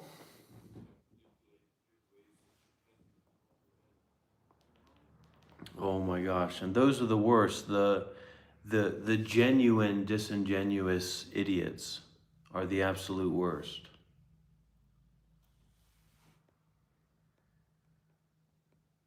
And it really comes down to selfishness and pansiness. I kick ass and I take names for a living, Zach. The WhatsApp number is right there. I don't know what people don't understand about that. I can't make a call. I can't make a call. Yeah, you can't make a call because you'd have to ring up the direct care worker at the group home to give you phone permissions, and it's too late at night for you to access the phone. Mentally, spiritually, that's the situation that you're in. You're in the group home of greed, anger, and delusion. No, I've dealt with people before, and I always tell them, go to your great grandmother's grave, dig up her coffin, borrow her phone, which probably go and connect it to McDonald's Wi-Fi, download the WhatsApp app, and give me a call if you've got something to say, if you want to talk about something. How fucking pansified and stupefied and weak can you be? The line is open. What's not open is how much of a pansy you are and how much of a punk you are. And people say, why aren't you giving the guided meditations? Why aren't you reading the meditation instructions? Because there's a lot of people who are a lot better than me that can already do that. This is the work that I can specialize in. So I'm not prioritizing, people who can go to learn from better teachers than me and dealing with them. Okay?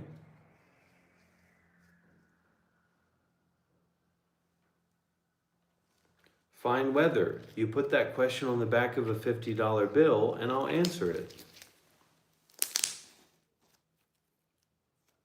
Okay? Playfulness, levity are essential to high-tier memes that relate to comedy. Okay? Playfulness and levity, not you being as toxic as you can, because that's the only direction you can go in. All right? I've got a little bit more leeway because I have a lot of deep and meaningful experiences that can inform my ways of acting and being, that I can fall back on, that I can make use of. It really always comes back to you and the experience of your own mind. You're not in a position to influence this community because you're not generous enough to do that. The conditions aren't there. My body, which is very important to me, my voice, my mind, my eyes, ears, nose, tongue, body, and mind, which is very important to me and very essential to what value is to me, have been being shared continuously for the last 355 minutes. Whereas you're just showing up and putting a little comment there. Okay?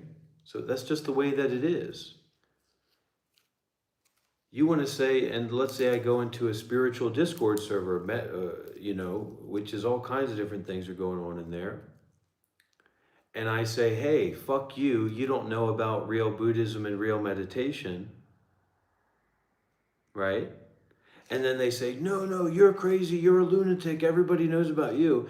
And then you say, okay, well, let's go and find out. Let's get into a call and let's find out, what the Dharma is and what our perspectives and positions are. I could never do that. I would never do that with someone like you. Well, go fuck yourself.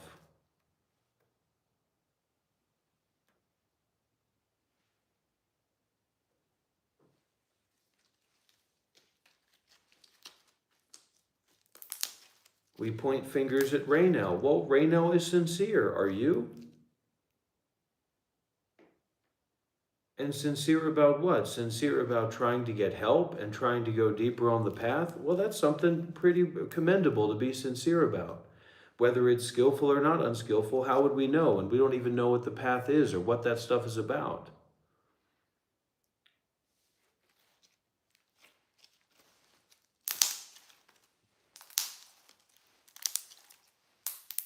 This is the scalps of my trolls. They're very malleable somehow. And they please me. And I would love, destroy my phone, destroy everything that I have so that I can go and live a better life than I'm living now. More close to the earth. So I can go and get my degree and be an English teacher in Southeast Asia, or my TEFL certificate, or whatever. Okay, and go analog. Please help me go analog. Get my channel closed down, whatever. I don't really mean that, because this is for a lot of people, they appreciate that. I appreciate it too, but that's fine. It's no problem to me, You want to call the police on me? Well, you better start learning Vietnamese. And next week you might have to learn Thai. And the week after that you might have to learn Burmese, because it's cheap to go between Myanmar and Thailand and Sri Lanka and Vietnam and stuff like that.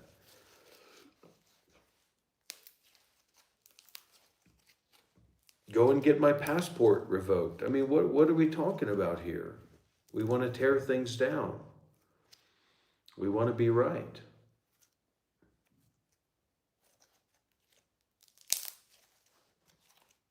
But let's do it with a good intention and a generous intention to help and to serve, related to what we're really interested in and what's really valuable to us.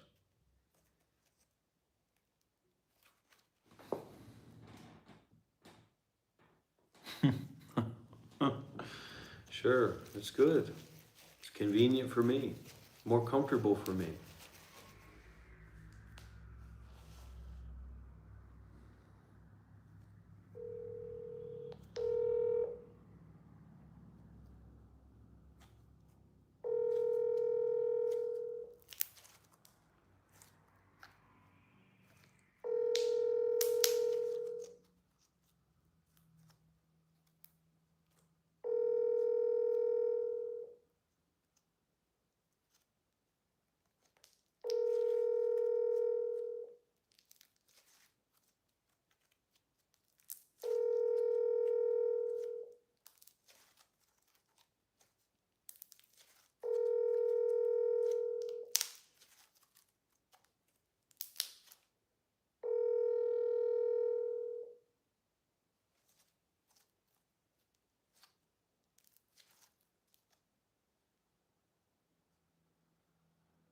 We're always trying to build up these new interpersonal narratives, these new story things that we're putting ourselves into. Just the teaching here is just stop doing that. The teaching here is that this is too absurd to put in a story. For you, for me, not for us as a being in a story together. Of course, that always can be put in a story. But for yourself, practice to not make a story out of this. Just bear immediacy, just bear authenticity, just bear genuineness, as far as you can go with it.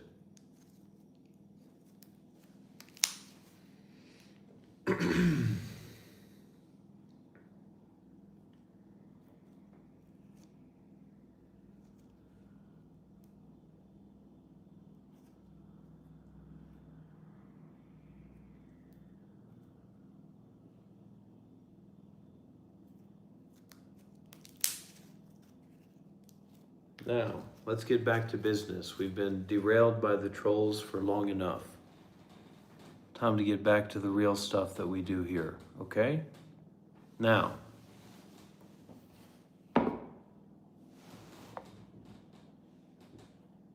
this is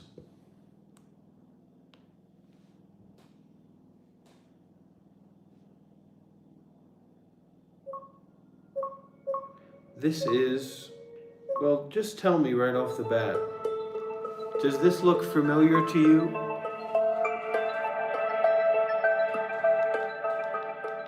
Does that look familiar to you? That's Earth. That's where you live.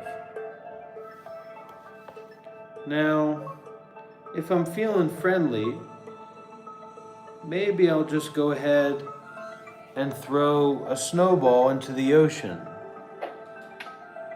No harm, no foul. A little bit of ice. Maybe another one. No one's going to have any problems there, right? Just some ice in the ocean. Nothing wrong with that. But what happens when that ice becomes a small meteor, or that in the middle of the ocean? Ooh, sending shock waves, huh? But it's just in the middle of the ocean. There's nothing wrong with that. Now, we have one member of our community named Kai Rasa. And Kai Rasa lives in a little place called... Where's Hawaii? I thought it's supposed to be off the west coast. Who here's in... Where's Hawaii? Let's just say Hawaii's here. It's somewhere around there. The tidal waves will get you if the direct impact doesn't. So why don't we turn that meteor up 5 times the size? And why don't we say hello to the west coast of America? Now, I'm going to count down from 10. If we do not receive a substantial donation and a major donation in the next 10 seconds before I reach 0, then you can say goodbye to, well, what do you think? 10, 9, 8, 7, 6, 5, 4, 3. I'm going to start the countdown again because the trolls are coming back in talking nonsense. If I reach 0 and we do not have a substantial donation here on YouTube Super Chats, you can say goodbye to this little place called the United States of America. That goes for Donald Trump too. I will destroy this earth if a major donation is not made. 10, 9, 8, 7, 6, 5, 4. Well, why don't we just put it right there in the center? 3, 2, 1.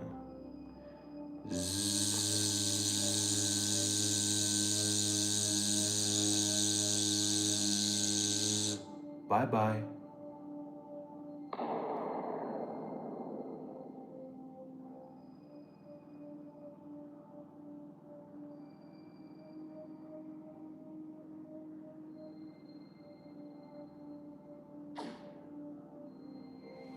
You made me do it.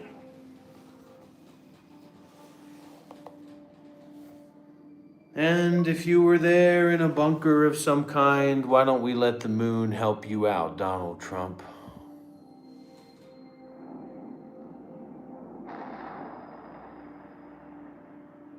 And if you're still going around living your life. Why don't we just send the antimatter missiles to the core of the earth?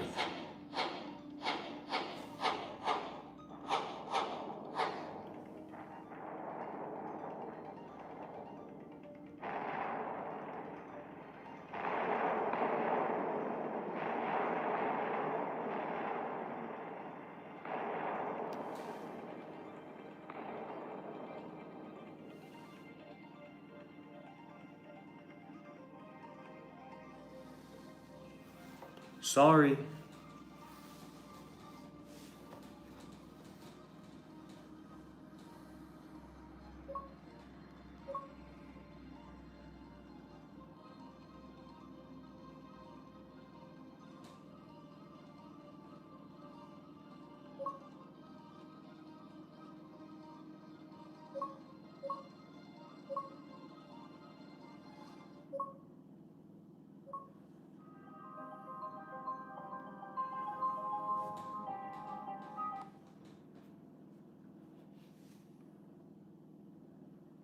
Let's look at some old pictures, everybody.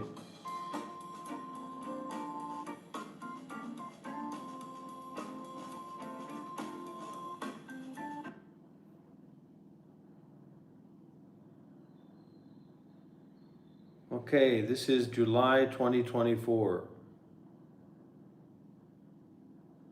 My goodness. In India. Dr. Rob with the people of India, the children of India.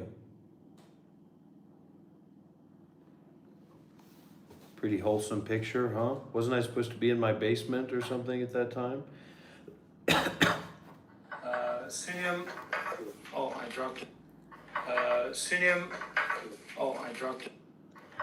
Sunium. That's one of my masters. So this is in the hermitage of my South Korean master in South Korea. That's not him. That's just some guy who's fortune telling. But this is, I was leaving. I still have this backpack, but it's in LA. And I was just leaving the hermitage to go and wander around in South Korea. This is 2024.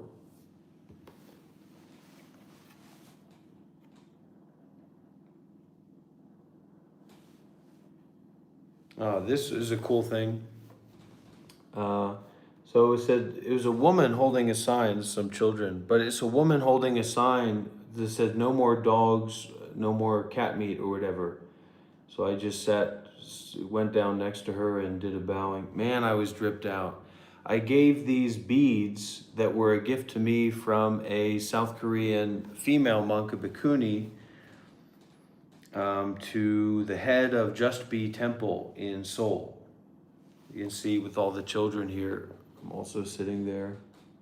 It's just some homeless lady. This is a view from my master's hermitage in South Korea.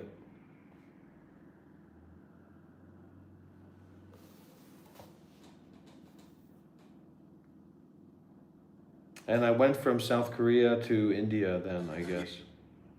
You should look much more closely at your thoughts that you assume of moment by moment. Just because you had some thought, you had some idea. So what? It's just something that happens, like a leaf falls on your head, or you wake up and the sun is shining. Something's happening, that's right, but how can you use something's happening to help release other people and yourself from grasping onto that which causes suffering, causes problems, takes away your freedom in your life? So look at it that way. Who cares? You think something, you felt an emotion, you don't like something. Someone comes and spits on your face. Well, you learn to detach from that. You want to ruin your whole life, or you want to be free no matter what happens. So step by step, try to practice to renounce thoughts and to also renounce the reactivity to any situation that happens, anyone you see, anything that happens, okay? And that's called to shut your mouth. You should look much more closely at your thoughts that you assume of moment by moment. Just because you had some thought, you had some idea. So what? Sounds a little bit similar to what I teach now, doesn't it? Strange. Here's a good picture here.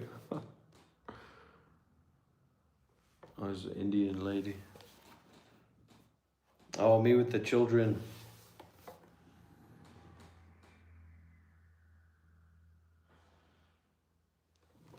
This back in America.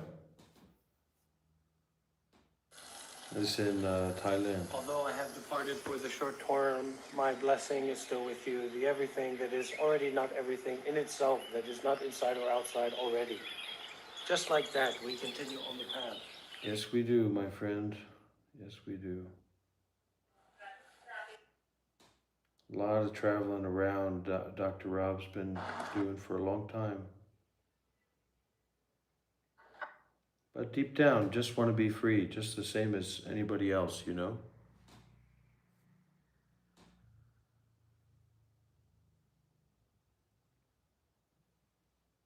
This is a good times. This is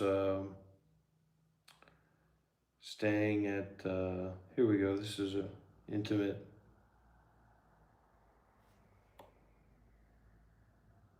Intimate moments. 3, 2, 1. It's a video. So I'm gonna come with you to Plum Village, France, and they're gonna be focusing on me. And I'm gonna be the guy. And you're just 3, 2, 1. Oh man. It's a video. It's a lot of good memories, a lot of good experiences, you know, truly. Oh, here, look, this is a classic.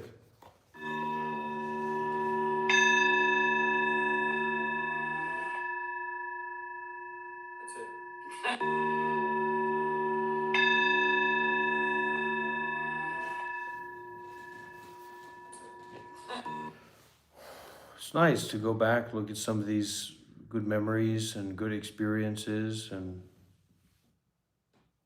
reminisce a little bit. Okay, listen to me for a sec. This is really important stuff. Being virtuous means being good.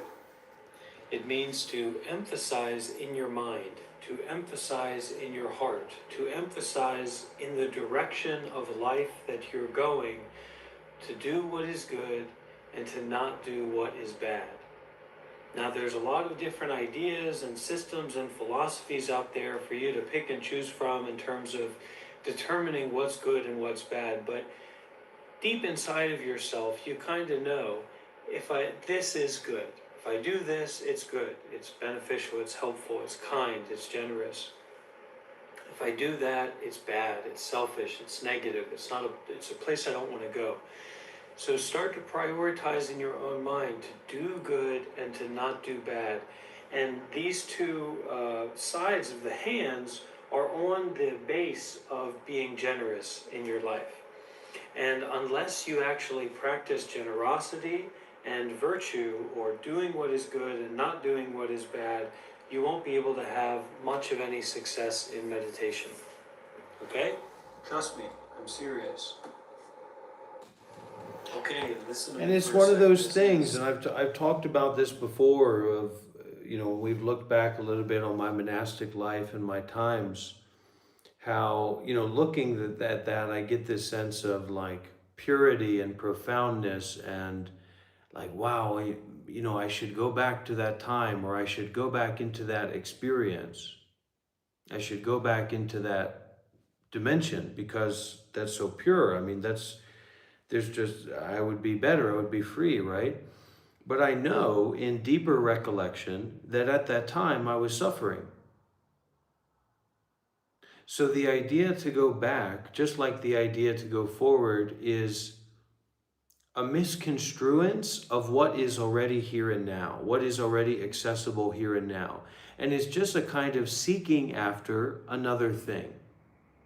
And that seeking after another thing holds this potential for satisfaction or fulfillment that is already.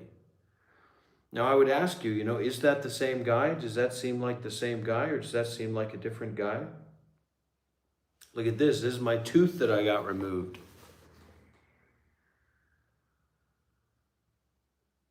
That's my tooth. I gave that to a little girl at Master Yonghua's temple in LA. I gave my old rotten tooth to a little girl when I was visiting Master Yonghua's temple.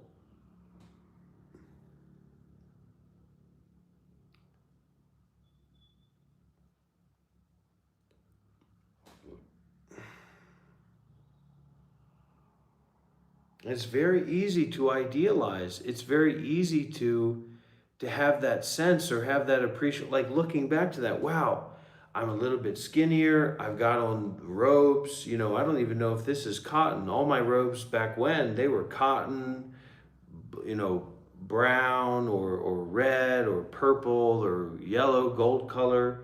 Totally easy to idealize that. But I know that that was just suffering. I was suffering at that time. So it's kind of like, well, what I've already said, you know.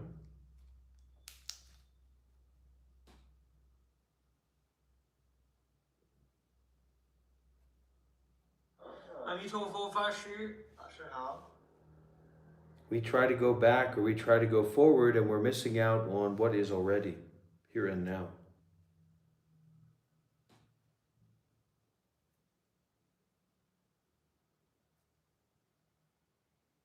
I know you all like this one. It's for Halloween.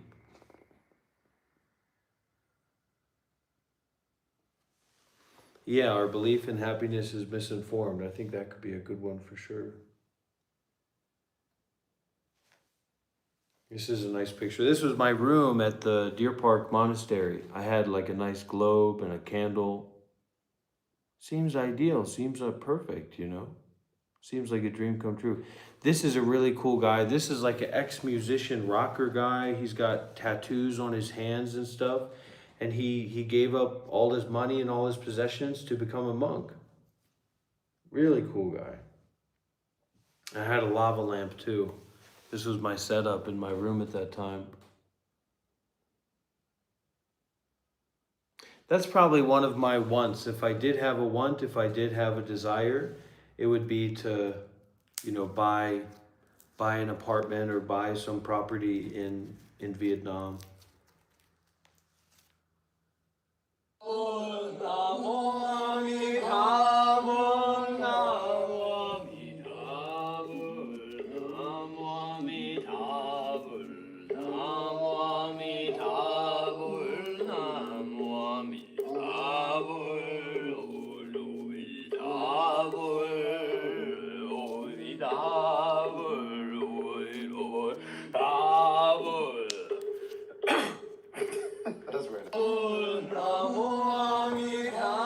And it does have that appearance, you know, you were a monk, you were a monk, you were a hardcore Buddhist guy, etc., but deeper recollection, that was just suffering. I know that I was suffering because I was there. It didn't help that it was cool. You know, I was a monk for 7 years. I was in that situation for 7 years. Ultimately, that doesn't help. That you're a monk or you're not a monk, or you're this or you're that. You do get to take pictures like this, which is great. You know?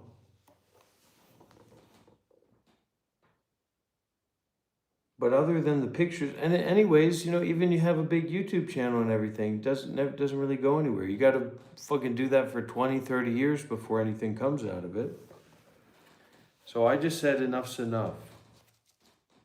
I've got to go out there and be in the present moment. Look at this, very beautiful man, beautiful monk. Same person or not?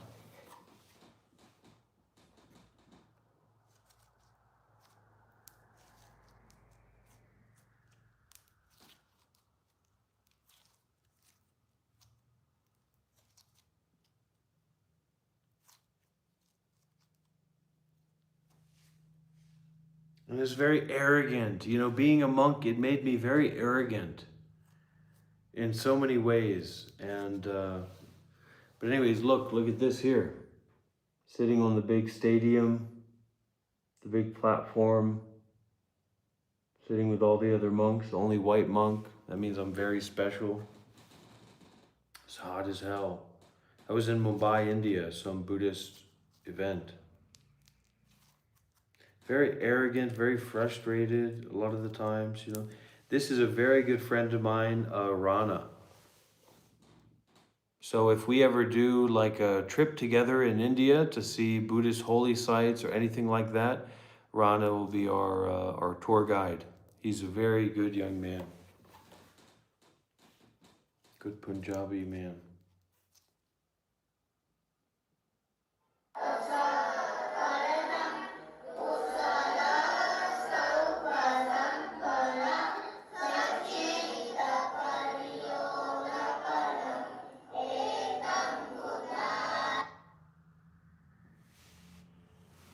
Some lovely Vietnamese nuns at the restaurant nearby the main Buddha Gaya temple where the Buddha was formed. You know, Arnott, wasn't I supposed to be in my basement during all this time? Going through, you know, some kind of crazy nonsense?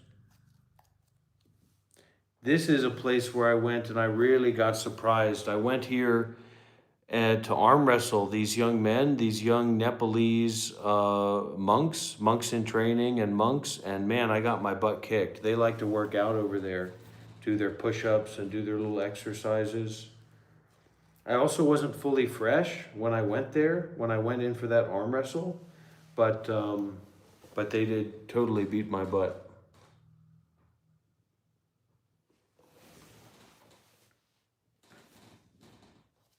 Then people say, well, okay, you were doing that stuff then, but now you've gone crazy. But you don't know.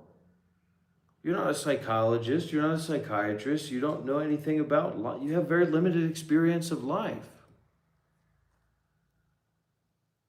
You're not in a position to determine what somebody is or what somebody isn't. You're just pretending that you are because it's convenient for your ego.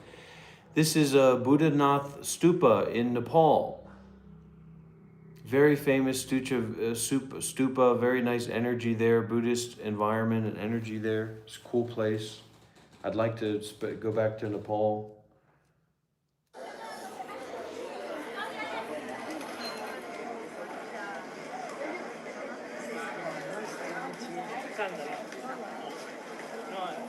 A las pavos les llegó eso y a Cintia les llegó hermana. And it's kind of a big blessing and a deep wisdom that I can look back at all these pictures and experiences that have a very idealistic veil and say, that is suffering. Look at this guy. He wasn't just wearing a yellow shirt and a backpack and fancy sunglasses. This guy was a Buddhist monk. Wouldn't I want to be him? No, this was a guy who was suffering. And, you know, this is a guy who's suffering too, right?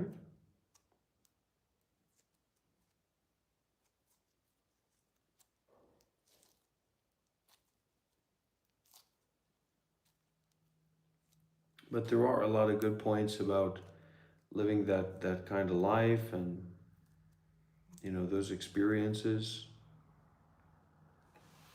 Okay, this me and my teacher, sitting behind my teacher.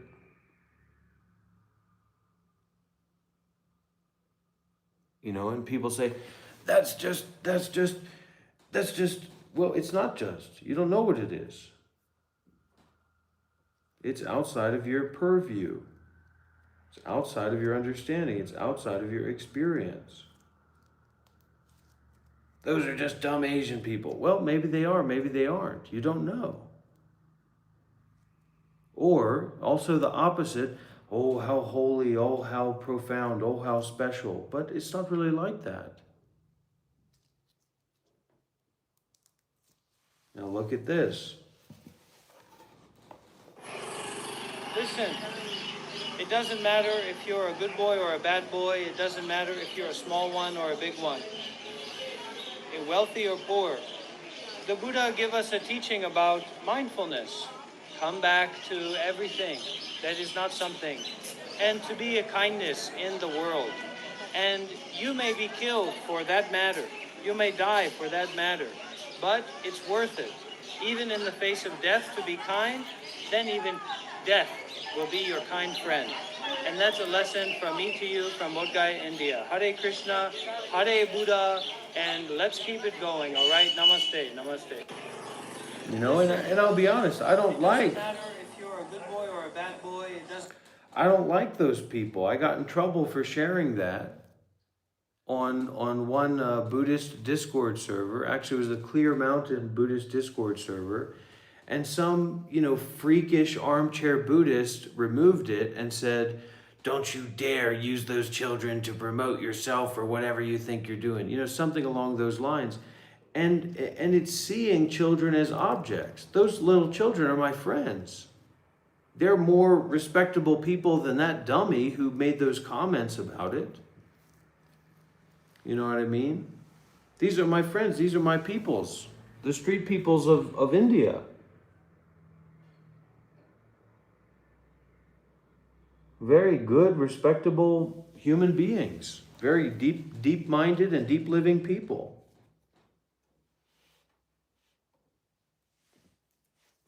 You know what I mean? People have got their heads so far up their own ass, that it's just, I don't want to deal with those people. I don't want to deal with that. I'd rather deal with the trolls and the people here. How about this? How about this arm wrestling match? This guy didn't stand a chance. So nobody. Oh, this is a good one. This is a great time.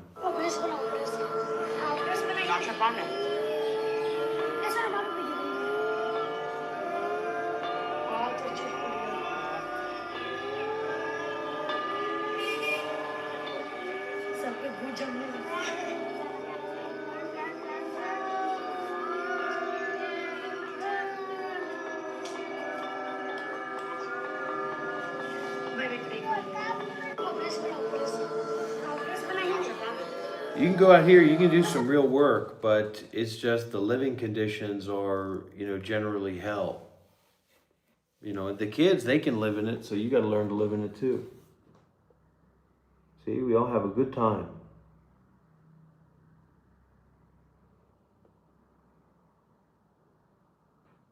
And that's where my heart is. That's what my heart is about. That's the kind of person I am.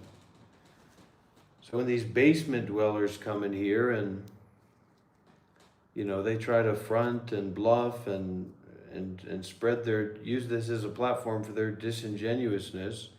It's like, man, we're on a totally different kind of timing around here. And I'm not trying to put you down. I'm not trying to put something in your face. I'm just trying to let you know that we're on a different timing here. And also we can say the Buddha. Oh, you must have been killing those children and eating their body. No. We're on a different kind of timing here. So one of the biggest appeals of the Mahabodhi temple here in Bodh Gaya, India is the wonderful begging children. That's a good friend of mine. Very sweet girl. And also we can say the Buddha got enlightened at this place. So if you want to get enlightened, you should go to a place where someone else had already got enlightened. A lot of the people here will also approach you, strange men, and they funny and they want to sell something. Hey, 1,000 rupee, 1,000 rupee, 3,000. And they sell anything for any price. They don't care. But actually, this place is about the truth. It's not about the lies or the deception or trying to make money. And so the great thing about this environment and this situation is that all of us can be concerned with the truth of the Buddha's original enlightenment here in Bodh Gaya, India. So that's one of the great features. And you can also see, if you turn around this way, you can see that this is where the Mahabodhi temple is, right here at this moment, behind me. But in this temple, you can't just go in there. You've got to get rid of your phones, you've got to get rid of your power banks, And then you can go in there, you can sit down, you can practice meditation right under the Buddha meditation tree, the original meditation tree.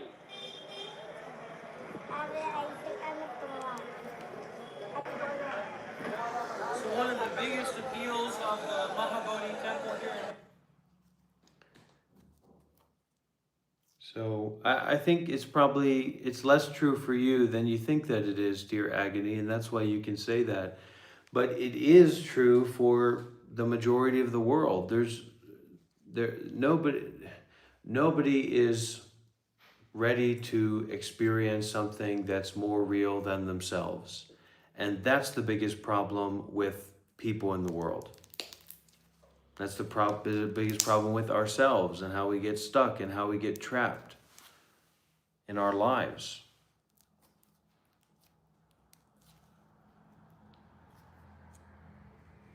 So it's time to switch it up. It's time to take a different perspective.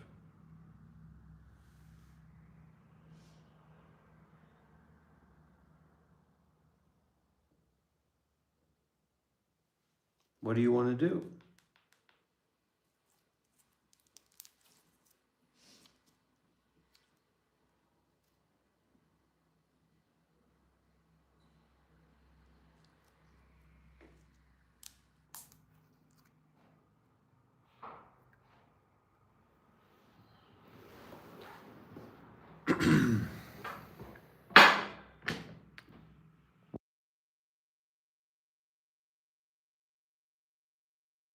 Anything at all.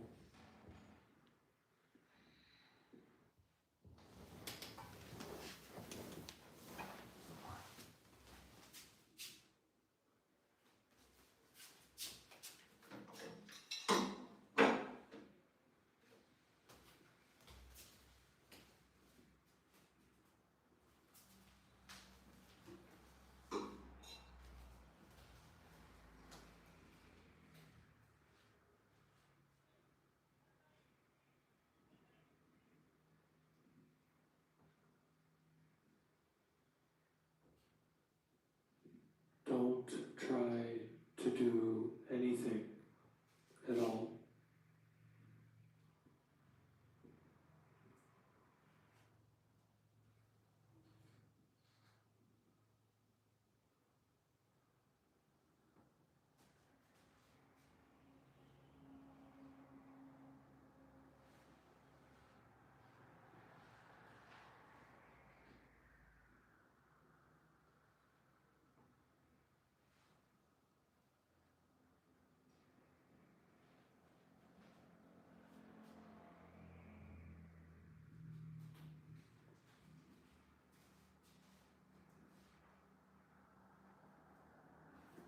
Don't try to do anything at all.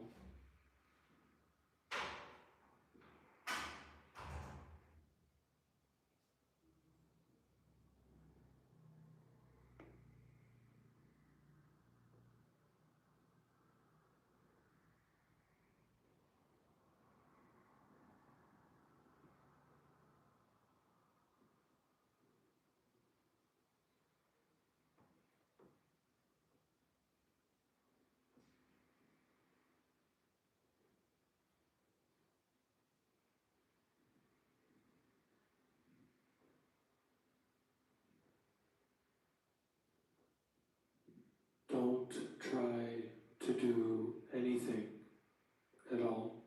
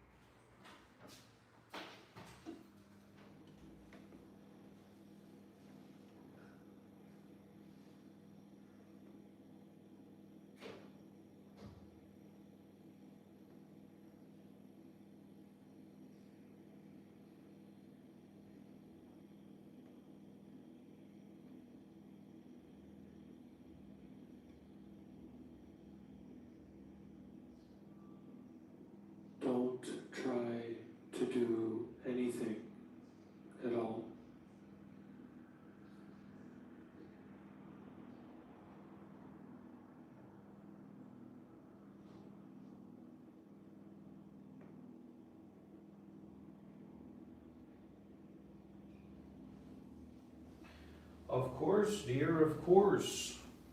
All kinds of potentialities around these parts. So don't limit yourself. Don't be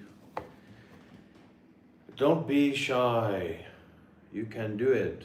Many things, but a lot of patience, a lot of openness, and not getting lost in our own sauce.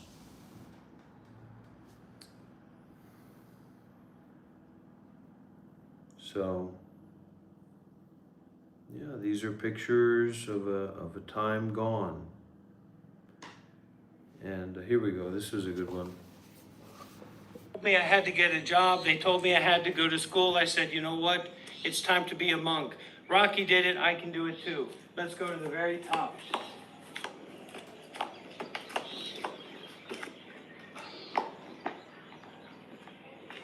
Even though it's difficult to climb the mountain of your life, the power of doing good deeds, the power of being a good person, the power of meditation can give you freedom that's more important than money, more important than sex with people, and more important than complicated thinking. So come home to yourself, wherever you are, climb that mountaintop, sit down on your big fat butt, and practice meditation. Yeah, I think. I know that I am breathing. All right, shut up, dude. It's I think I actually reached an insight here, and that is that I outgrew the robes. I outgrew that identity, and I could have said fuck the wind and just done whatever I wanted and kept my robes and kind of kept my status as a monk, but I'm kind of a religious person. So me giving up the robes was a very big deal. So I took my robes and I took my bowl that I got when I first ordained as a monk in Thailand 7 years ago, and I offered it to the main Buddha at the place where Buddha got enlightenment. So I think that's a pretty fucking good job well done.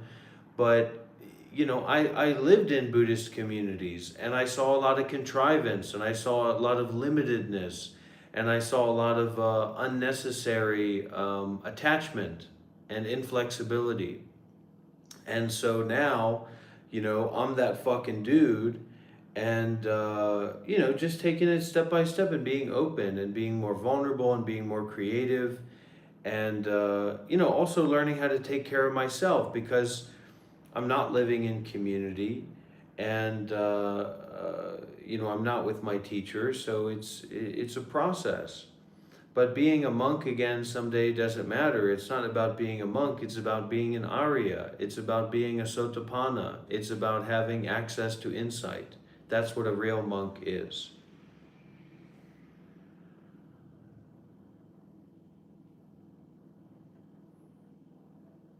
Here's a good one.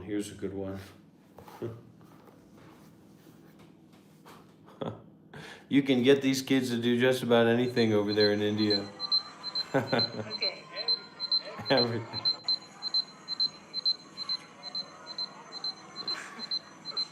So the teachers at these places, work with these, especially the poor kids, they keep sticks with them.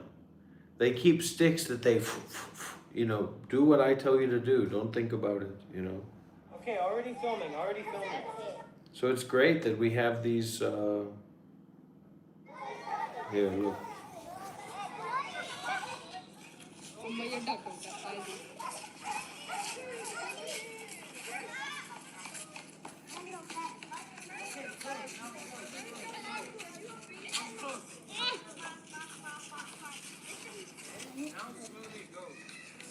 Come close. Come.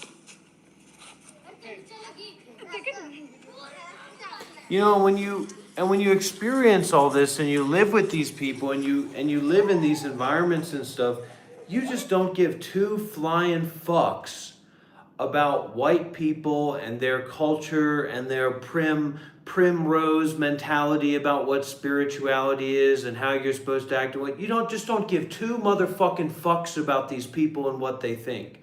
It's not that you don't have compassion for them. It's not that you're willing to not work for them, but you see them as just these fucking selfish losers ultimately. That are small-minded. And you're not, how can I figure out a way to convince these people that they're enlightened or that they're on the path to enlightenment so that they'll stay subscribed or so that they'll pay, $200 for a 30-minute phone call with me. You just don't care. And this kind of environments and these spaces are very open to generosity and to involvement. You know what I mean? You can go and live in these environments and in these places. And it's a very worthwhile mission to see how we can create environments in these places to support those environments. It's a very realistic, practical mission.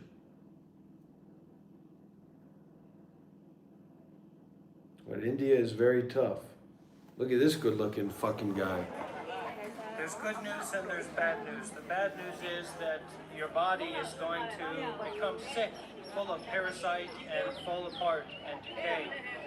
The good news is that you can detach from that. The bad news is that all of your thoughts, all of your beliefs are lies and tricks. The good news is that you can practice mindfulness and detachment, and you can be free from all of everything that you encounter in your life. Namaste. See you soon here in... And go fuck yourself. There's good news and there's bad news.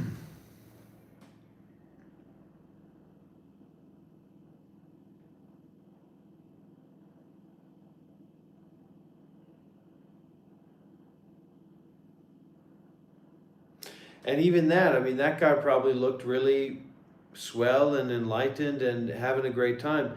That time was hell. I was sleeping with my teacher. We were staying in the same room. I was lucky enough to stay in the same room as my teacher. And every night was just boiling hot. Every night was 80, 90 degrees inside the room. And my teacher, he likes to be in hell. He likes to suffer. So he doesn't even want to use the fan. And it's just totally miserable, totally nightmarish. You all love the story about my bathing nude with teenage boys in South Korea, right? Raise your hand if you don't like the story of me bathing nude with South Korean teenage boys in South Korea, late at night. Well, look who we've got here. The very same teenage boys that I bathed nude with in South Korea. Now this is another one of my fucking VIP outfits. God damn it. I gotta get my drip up again. I can wear that. I can't wear the other traditional robes, but this is a more modern robe from a different sect. I think I've got these maybe in California or something like that. And then after we got out, I arm wrestled with all of them. But we also arm wrestled nude in the hot springs. We had a great time with it. The Golden King. And look at this.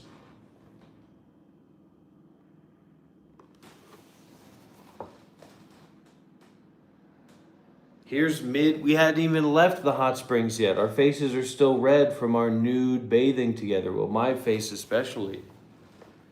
Oh, what do you mean? What do you mean? What do you mean? And then the moment that you say, oh, wow, there's a different culture and you've totally stopped addressing the fact that your head is so easy to explode and make up that's fucking crazy, that's fucking crazy, it's not fucking crazy. You just don't have a very big mind.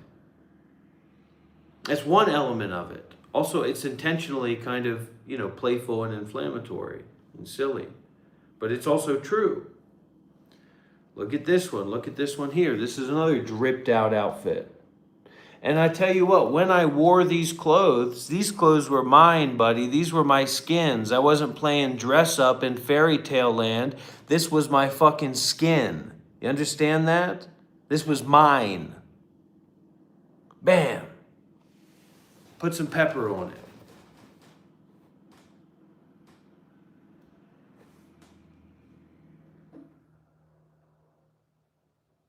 This is the South Korean nun, female monk, who gave me these beads. Oh man, do I want these beads back. Well, you're talking to a professional. You're talking to a specialized agent. Boom, baby. Right there.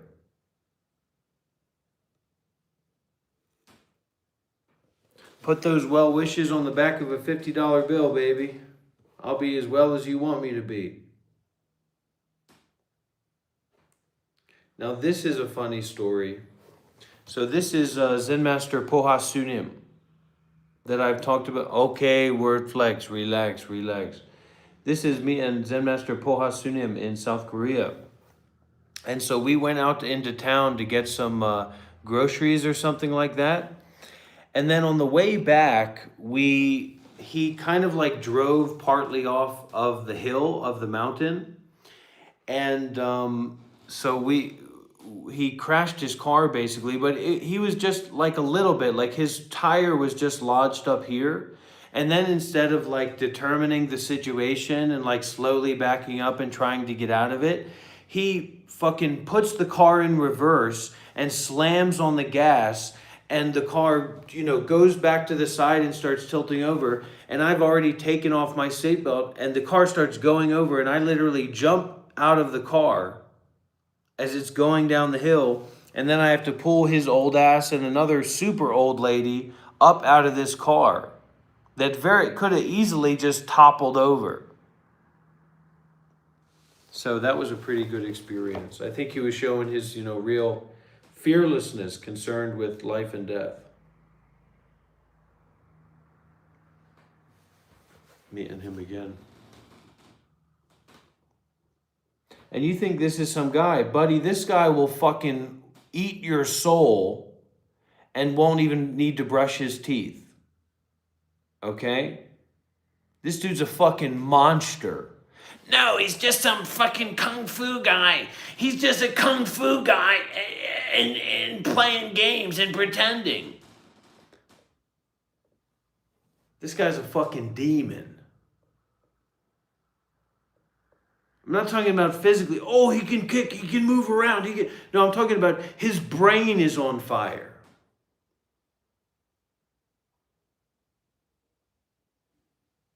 Okay, I'm talking about this guy can sit there till he dies. This guy can sit there and burn alive, compared to us, compared to where we're at. Can he absolutely do that? Probably. If he gets himself worked up, he's sitting back. If he's juiced up, last guy you'd ever want to mess with in your life. But it's not about violence. It's not about conflict. It's like the power of detachment or the power of compassion. Imagine a world where the power of compassion to like identify suffering and to end that suffering was more important and more real and more deep than I fucking hate you, I fucking hate you, I fucking hate you. Imagine that.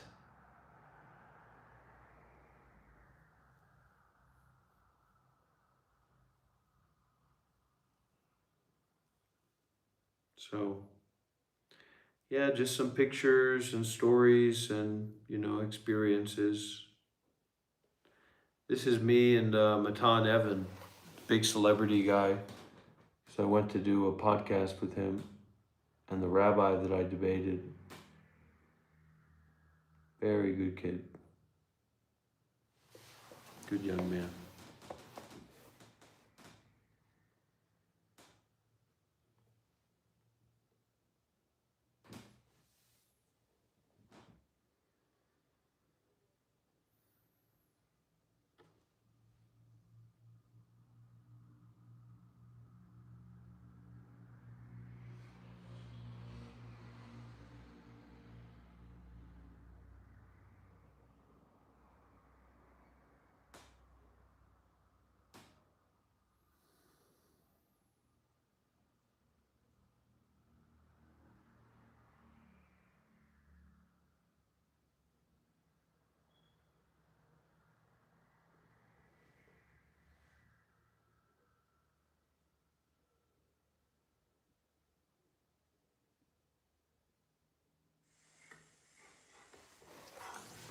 Do not fuck with me.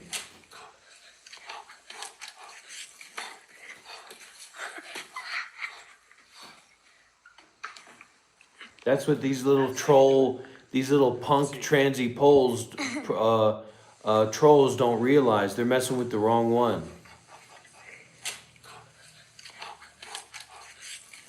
Last thing you want to do is mess with me, buddy, and my friends. Okay, no. That is okay.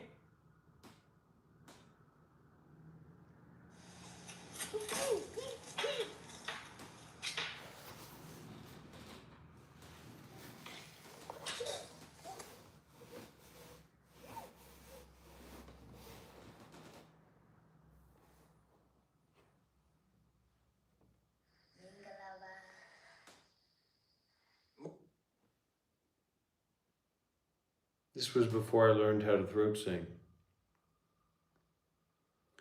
Man, I moved my ass around a lot. This is a Rambodhi Dharma temple in Thailand.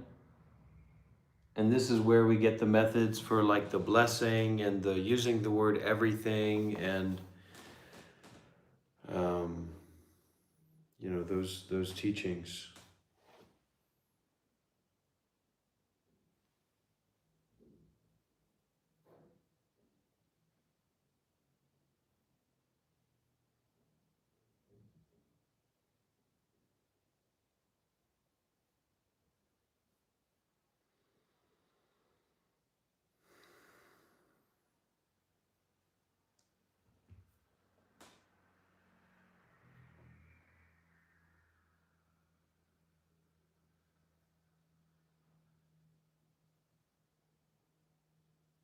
This is my room in the monastery in southern Italy.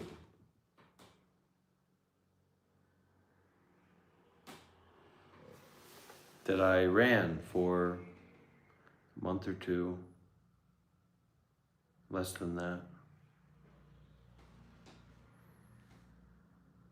It's a beautiful monastery. Look at this view. That's in the south of Italy. We have kind of an abandoned meditation center there.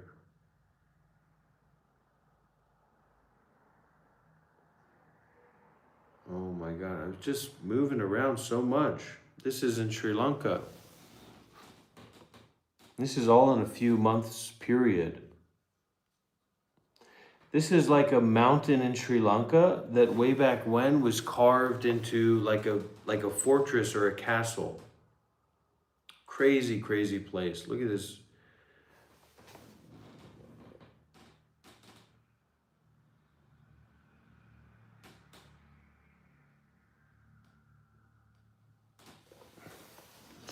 So everything is to dissolve the fixation on things. So instead of that thing that you've got in your mind or that you're focusing in your body, you widen out, you open out, you use the word everything. Widen out beyond thinging. Everything. Tukyang is in Thai. Tukyang.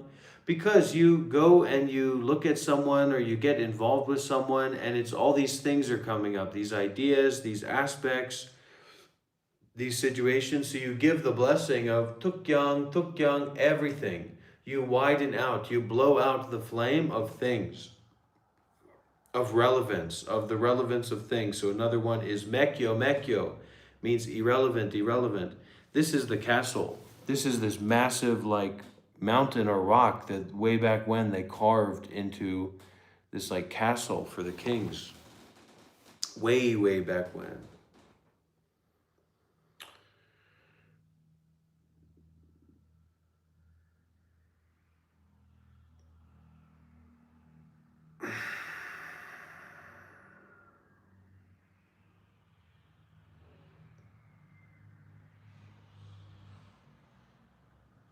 And this, I went to Turkey and I was giving teachings at like a yoga studio in Turkey.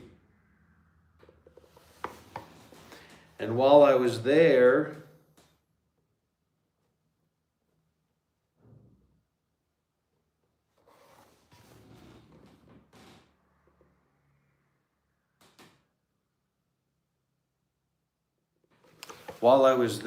I got to go to the World Arm Wrestling Championship. So this is the #1 arm wrestler in the world. This is the #1 arm wrestler in the world. And that's your friend Dr. Rob grabbing up on that arm. Massive arm. This guy's like top 10 arm wrestler in the world, very famous in America. This is Devin Larratt. So I don't think we're going to go into arm wrestling lore, but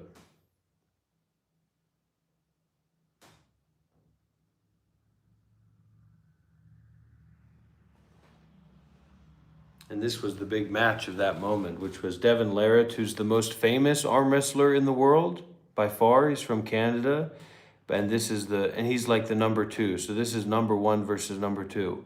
Very cool experience. Very awesome experience.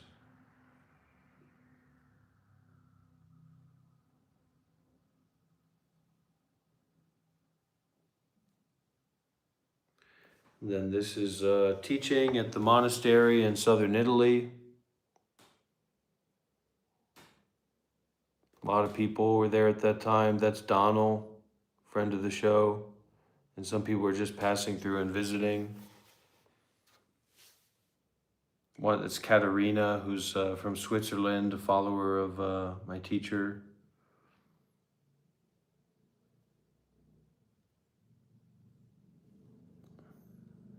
Very precious time. Precious time and precious experience. Really, the robe is just a kind of tool for communication. And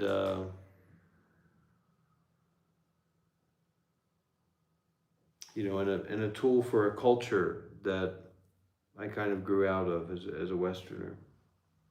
Me and Donald sitting out in southern Italy. I think we went to the beach with the group that day. And so these are the kind of experiences that inform my aspiration for supporting each other in a meditation center, and also my general dynamics of being in this kind of environment, in this space. Not just some kind of schizoid, disassociated idea of being a spiritual teacher or whatever.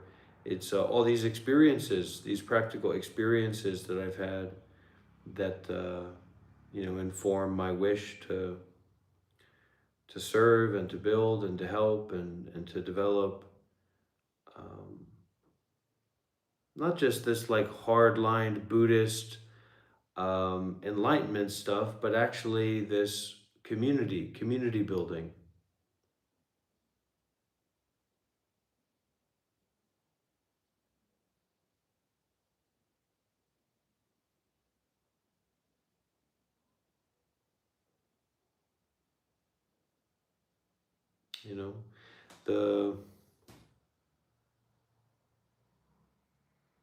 The good thing about having regrets is that you know how to forgive yourself and not have to be doing the same things over and over again that make you miserable. So it's like a gift. That regret is a gift. But if you don't have any regret, then it's just like you're not aware of yourself. You're not aware of yourself enough to see that you're not perfect.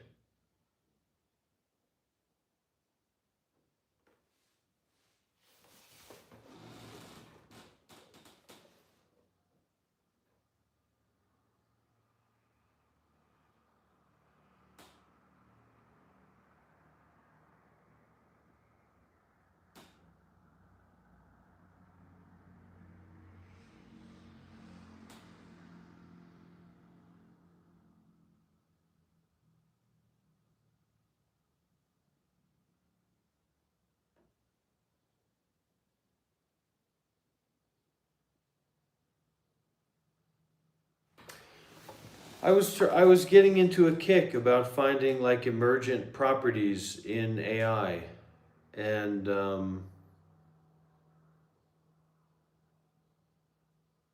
yeah, that's something that I created at that time. So this is me and the boys at Deer Park, in my little office setup. This computer, this is in Italy, so that's why I can't do different, really hosting Zoom meetings or more formal live streams and calls and stuff, because it's over there, sitting and enjoying together. A lot of happiness. That's that's something. It's another insight to share, is that that's one of the most important things. No, that's in California. That's in the Deer Park Monastery. That's one of the most important things. You have to check in and see, are you accessing happiness regularly? Because your body and mind, your psychology needs happiness. If you're not accessing happiness, like really, you're just fucking happy. You're happy, you know what I mean? Then you're not accessing that for days and weeks and months, that's how you get sick. That's how you get depression disorder, or you become mentally ill or whatever like that. So you have to make sure that you are living in such a way that allows you to access happiness. And if you're not, you need to change your life, sometimes, and maybe dramatically and drastically.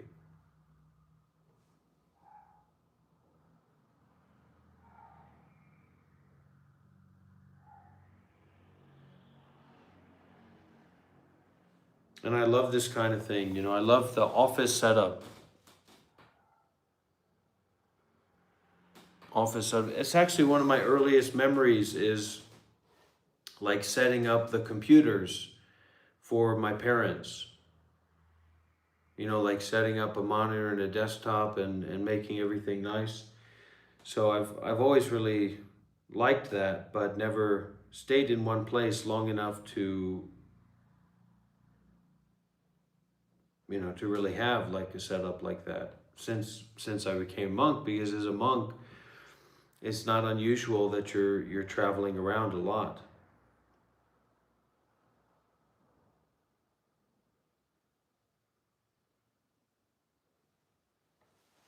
Some good times with the boys, with the lucky money. So it's a very, very big part of Asian culture, especially Vietnamese culture and Buddhist culture, to make donations. For like, if it's New Year's, right? Then a part of New Year's is that the adults make donations to the children, give them lucky money. So this is you get a bunch of envelopes towards the end of the retreats or during the New Year's time and things like that. So I'm just posing with and they put it in like really colorful, nice envelopes.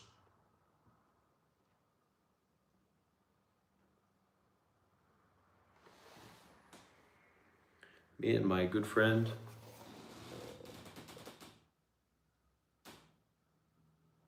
rocker guy, very cool guy. He used to do tons of DMT. He used to smoke tons of DMT before he became a monk. And this is 2024. So this is literally last year. Feels like forever ago, but it's just the beginning of last year.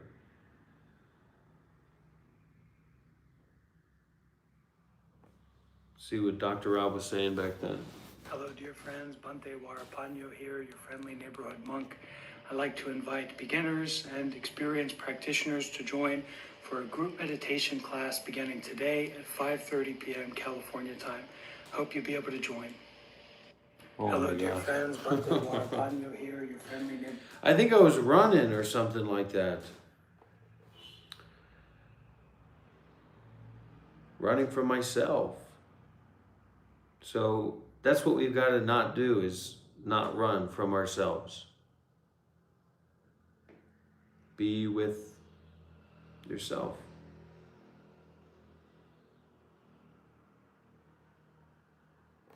And then this was in Vietnam just before that. because we did a 3-month retreat with my teacher in Vietnam up in Hanoi.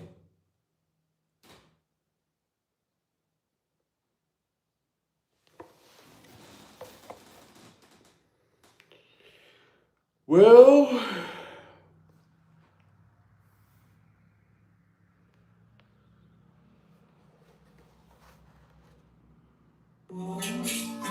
the bamboo said, "What do you do when the crick comes by with a hoop-dee-doo?"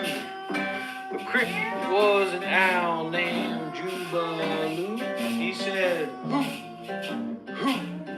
"Who are you?" And the mice ran running down to the creek. They said, "I need some water and I need it quick." The owl said, "Who are you?" And he swooped down to have himself a drink. He drank by the water and he drank by the river. He drank by Mignon speaking about his river. Mignon, what do you got to say to a man like me right here today?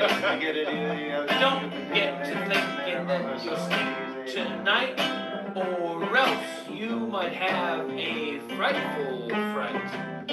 Because tonight's contract is written in the blood of my disposition. I won't let you go to sleep on my clock until the schedule has found its top on Escondido rock and roll. A sunshine that will surely show in the non-dual sauna where we will go in about a few hours from now. What do you think about this is the context of this was when I was staying at Deer Park with the brothers there. I was always trying to encourage them to get more tribal. When I say brothers, I mean the monks at the Deer Park Monastery in California, and I was one of those monks. And so I set up, this kind of tribal jam session for us to practice together, to be together. And then I was trying to get everybody to stay up all night and to go into the sauna at midnight and then hike and I made up just this little schedule thing. And it was a big joke because they like to sleep and relax. And, I was trying to push some of them to stay up very late, and great time. So we are anti-vulnerability, anti-authenticity, and we're selfish.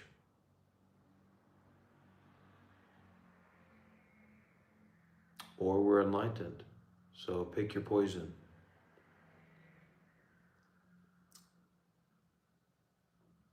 Well, maybe it's about that time, everybody. Maybe it's about that time.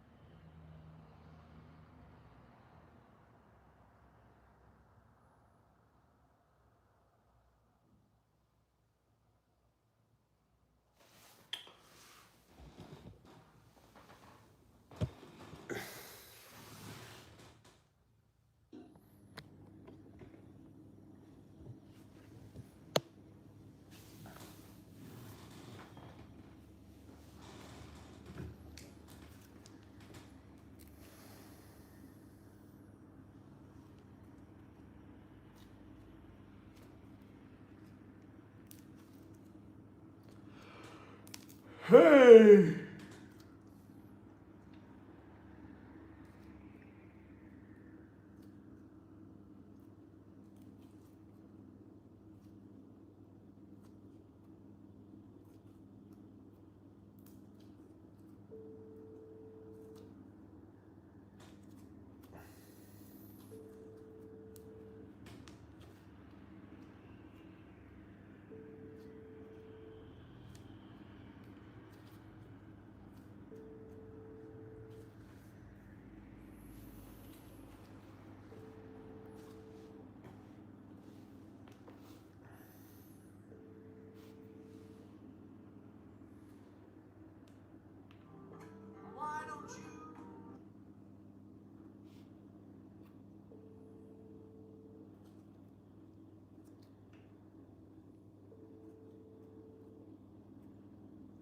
I forgot, but what I was going to say is that it's not going to do us any good. It's not going to bring us any benefit to grass is greener our life. The greenest grass that you're ever going to find is here and now. And it's always going to be that way. Always.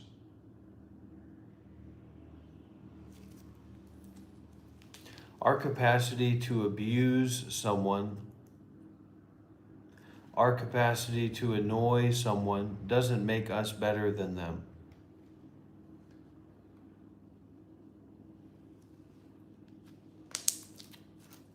Now we can say, if I can make you angry, then you have neither samadhi nor wisdom.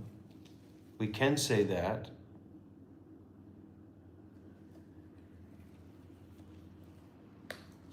But it just always comes back to yourself, your identity, your ego. It doesn't come back to anything else.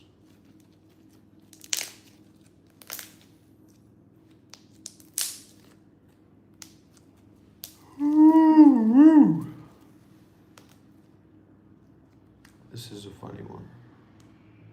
Yeah. Are you ready? Yeah. Welcome back to YouTube. This is the Monk Life YouTube channel, and today I'm going to show you how to punch somebody in the face.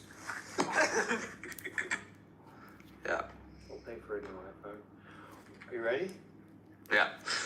Welcome back to YouTube. This is the Monk Life YouTube channel, and today I'm going to show you how to punch somebody in the face. Yeah. We'll pay for a new iPhone. Are you ready?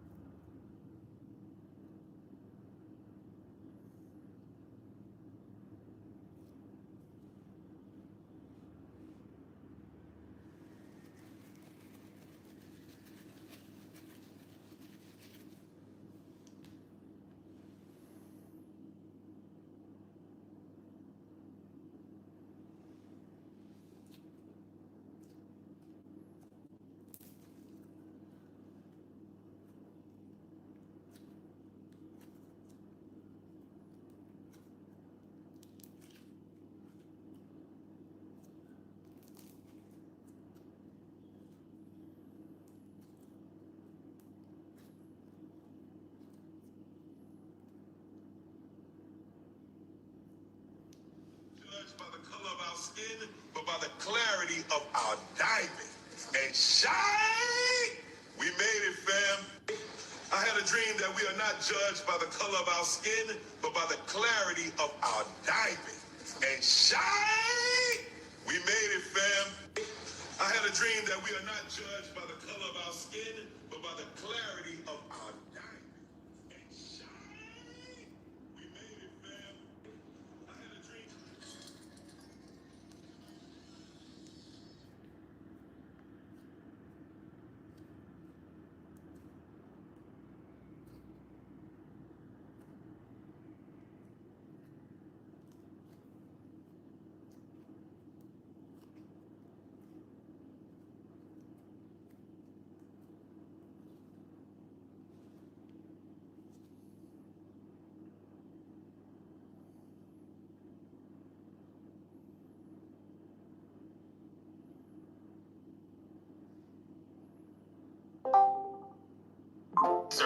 Oh, No way. I'm about to leave. That monkey's here. What's up? Yo, hi, monkey. Bro, we're the same fucking species, bro. That's crazy. Look at him. Hello, Guys, please be respectful. Don't fucking off. He's going into your voice. Be quiet. Let him go in peace, bro. Yo, Chad. Yo, shh. Let him go in peace. Yo, what's your favorite animal, Tyler?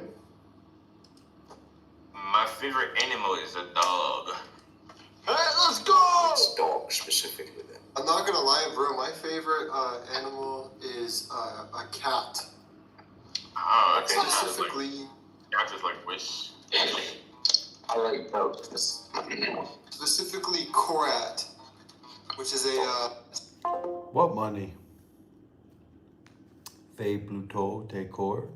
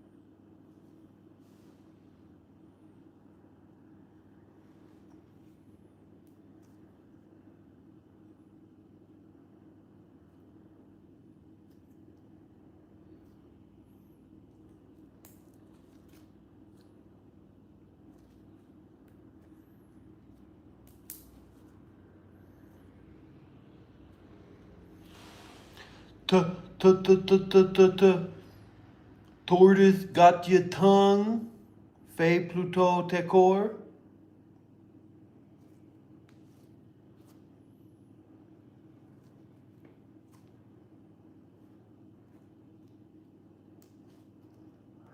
Yeah. We'll pay for a new iPhone. Are you ready? Yeah. Welcome back to YouTube. This is the Monk Life YouTube channel, and today I'm going to show you how to punch somebody in the face.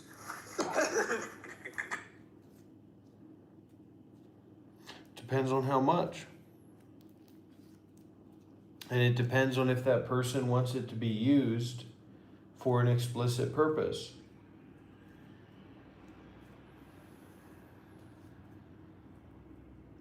If it's a $15 donation with no strings attached, I'm probably just going to throw that in the trash, call it a day. But if someone sends $1,000 and says, I need you to get the new iPhone, I'll say, okay, you know, it's up to you. It's not up to me. I'm your servant in that way.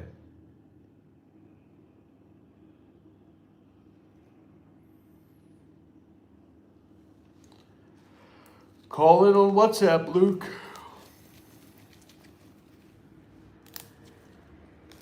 Call the number on WhatsApp. I need to hear your voice. Oh, let it be illegal. I don't fucking care. I'll do whatever the fuck I want.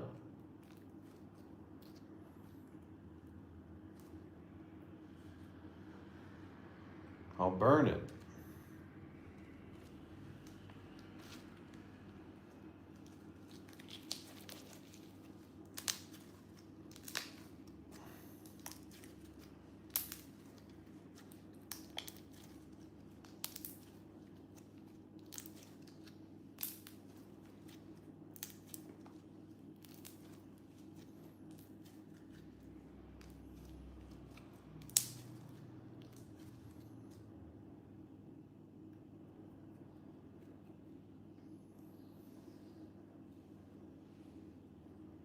I am a powerful spiritual teacher. I am a powerful spiritual teacher. I am a powerful spiritual teacher. I am a power. And the simple answer to it, Luke, is that it's nothing. It means nothing. It's just another thought or experience that you're attaching to. Don't attach to it. Go back to your meditation method. Continue. It means nothing. It's meaningless. It's not profound. Just another reason for you to hang on to your ego. So ignore it. Don't let it manipulate you. Don't let it influence you.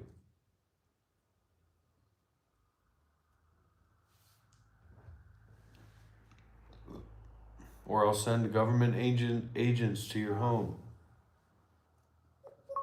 And I'll destroy the earth. Everything passes, my friend. How was that? A meteor? Organic meteor just hit that earth? I'm going to invade America with a UFO mothership.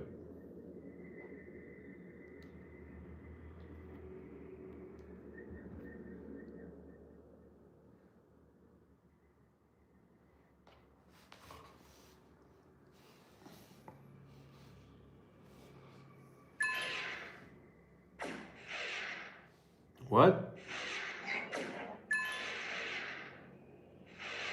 Oh wow, they have, the country itself has defense positions. I want to send in these chimeras to help out too.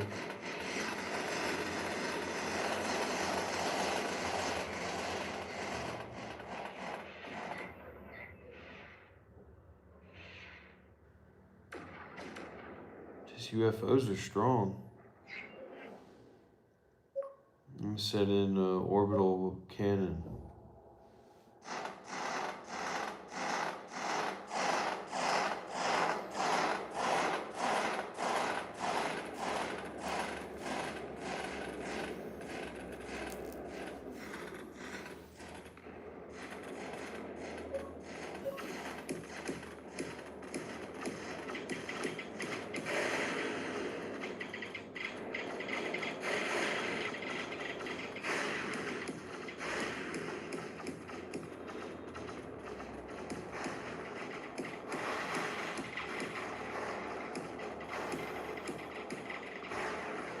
This is what I do when I'm not live streaming.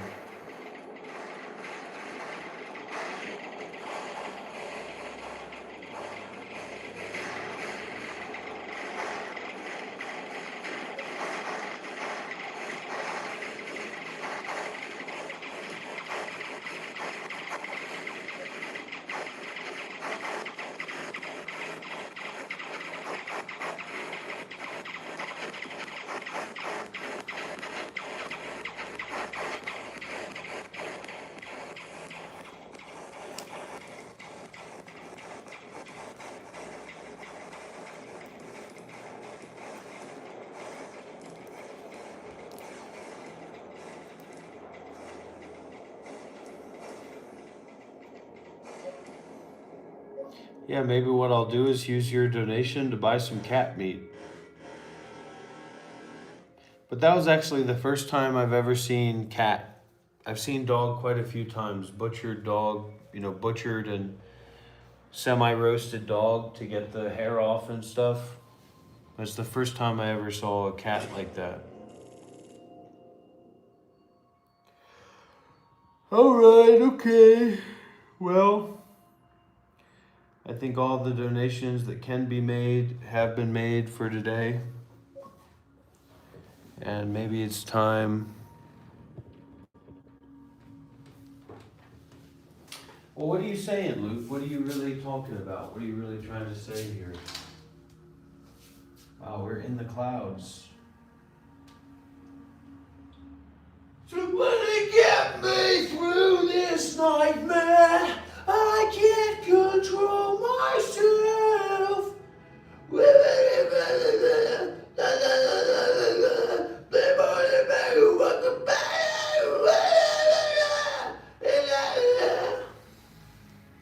It's not the real me.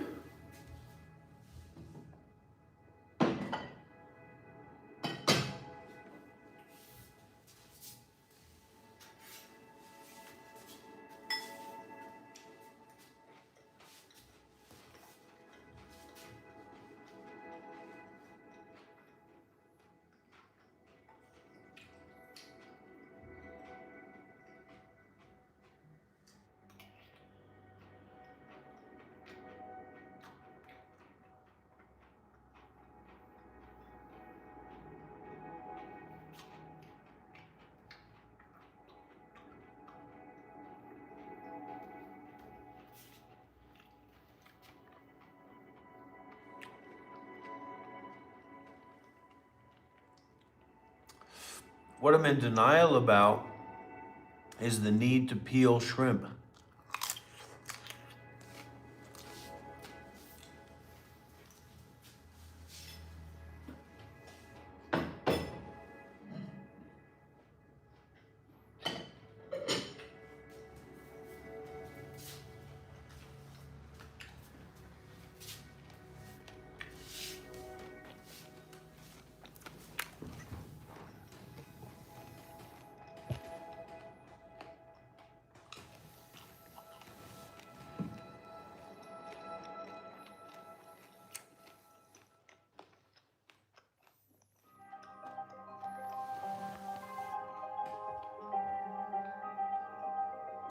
There's no evidence experientially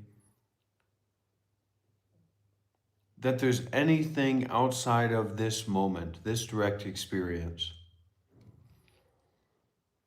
There's no evidence for that at all, experientially. This is all that you have. This is all that you get.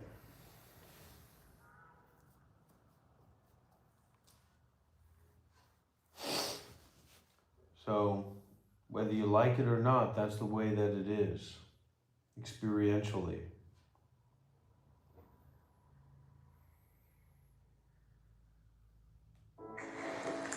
Hello, my friends. This is a short clip to share where I am and show this beautiful temple here in South Korea. This is the Hwagi-sa temple. That's a little bit outside of Seoul, the main city in Korea. And I heard about this temple and I just arrived here today. I didn't know anyone or know what was going to happen, but I arrived here and paid respects to the monks who are here and asked to stay for a couple days just to visit.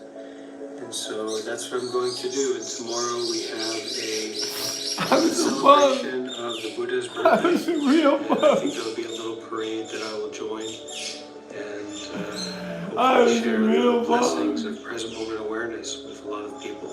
Bring some inspiration to myself and to those that are nearby me. So hope you all be well, happy, and peaceful. And of course, don't hesitate to reach out.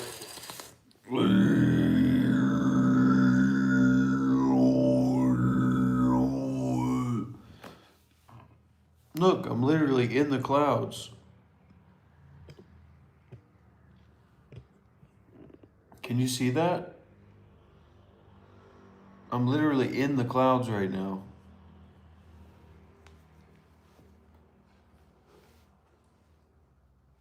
I was a monk. I was a monk.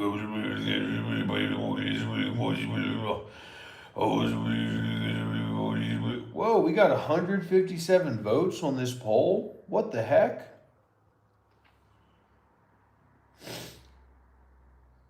"25% are fully enlightened already, 39% are very experienced."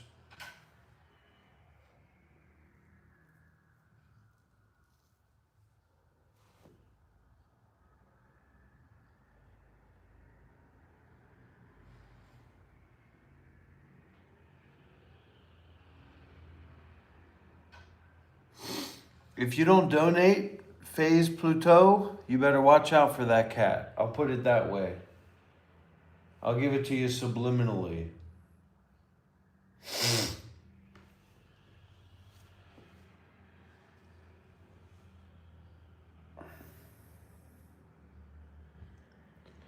All right, everybody. Am I famous or not? Am I a real meditator or not? Am I a real spiritual teacher or not? I need praise. I need fuel. My ego needs fuel. Fuel me. Fuel me.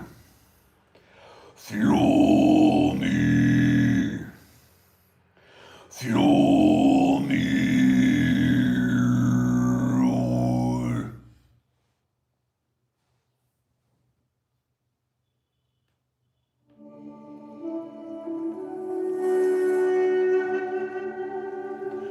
Fuel me.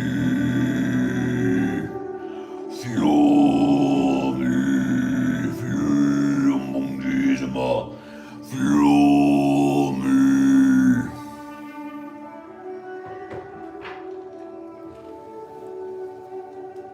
Fuel me. I'm literally in the clouds. Do y'all see that or not?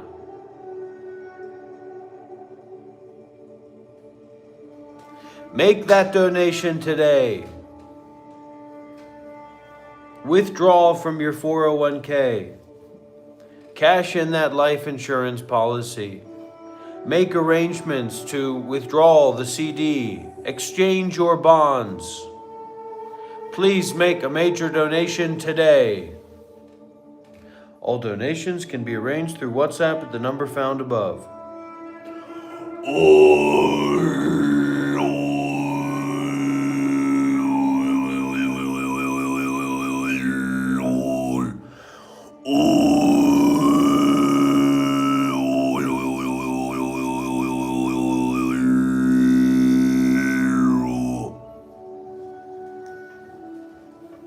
I'm in the clouds, man. I made it. I fucking made it, man. It took so long. It took so long to get here. I made it, man.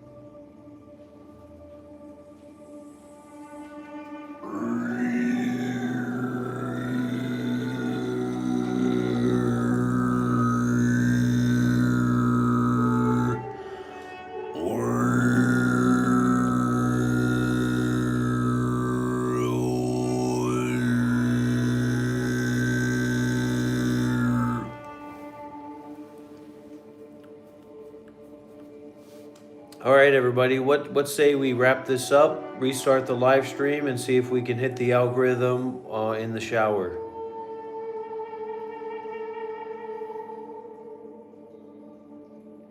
What do you think? You think we got a chance to make it big this morning? I think we're on the outs when it comes to the algorithm, but I still want to give it my best shot. Hey, nobody here is more of a vegan than me. I'm the biggest vegan in the room. I'm the biggest veganist activist in the room, okay? You want to talk about speciesism? I'll put you to task on speciesism. And that's no excuse, Luke. That's no excuse at all. We got a chance to hit the algorithm. We've got a chance to go big. Why don't we try? Why don't we try to make a difference this time, this day, this moment, this life? When we restart the live stream, I need all of my real supporters to be ready to make substantial donations of W's, of this is not real, this is not happening. Iron Man Jack, don't you call anybody a cheapskate until you move that decimal point over one more. You show everybody who you really are.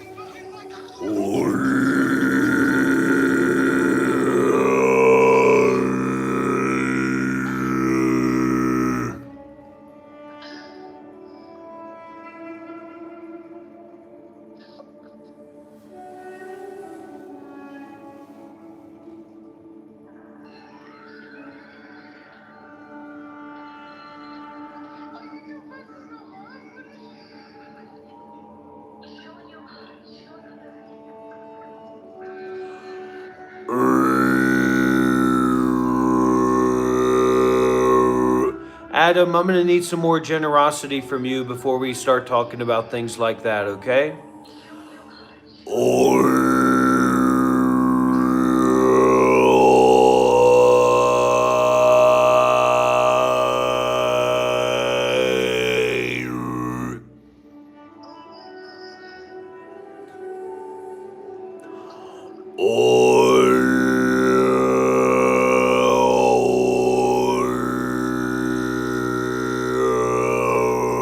I respect somebody like Iron Man Jack. I respect somebody who's ready to put money on the table.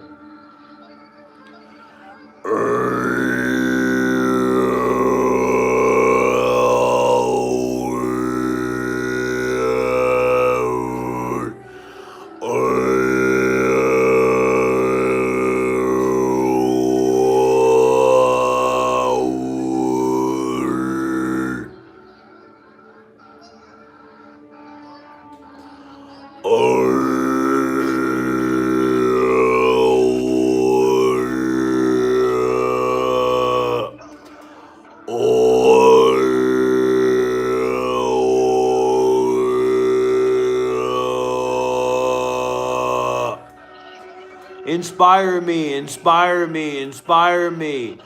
Oh.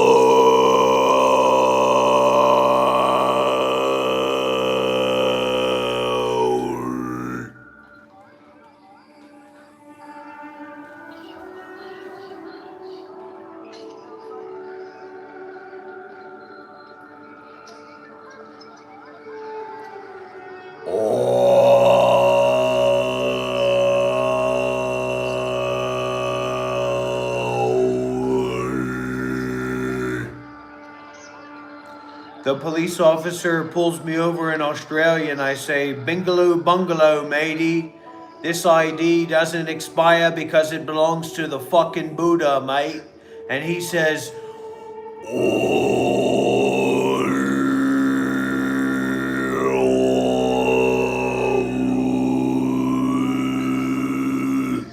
and I say,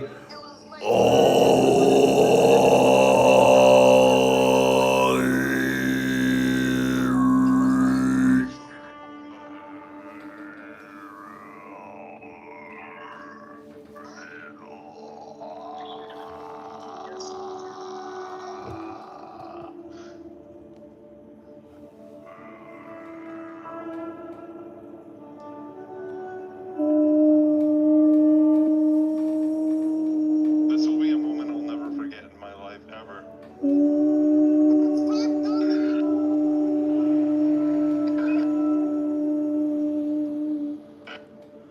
You've given me a newfound joy that I've never.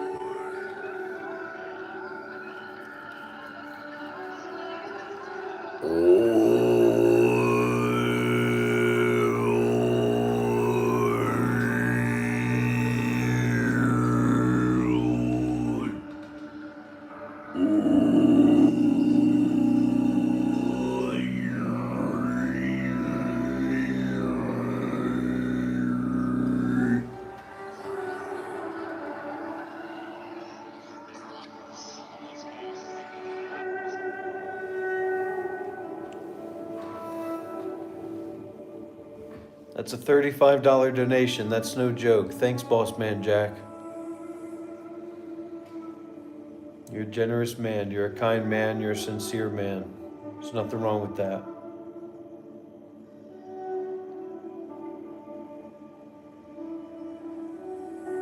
And fundamentally, I don't want you all to be donors. I want you to be practitioners. I want you to experience the benefits that I've experienced from meditating seriously, taking refuge in the Dharma seriously. I've got no idea if I'm enlightened. I just see the clouds as they are, you know what I mean? I just see this as it is. That's worth more to me than enlightenment. I actually talked to my grandfather yesterday, and the moment that I said that I'm going to Australia, he said, "Be careful about the black people." That's Fox News for you. You know, I love my grandfather a lot, but it's actually the opposite. I didn't get into it with him at that time, but the Aboriginals are very disempowered. He said there's black people going around in Australia taking all the white people's property. And what I should have said was,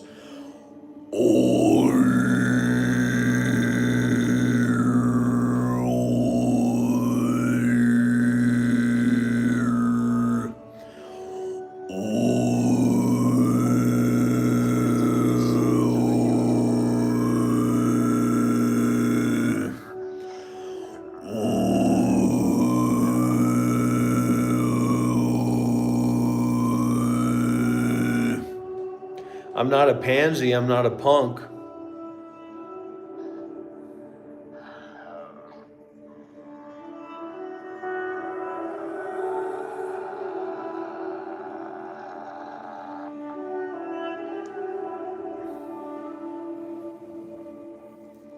We're all black, deep down.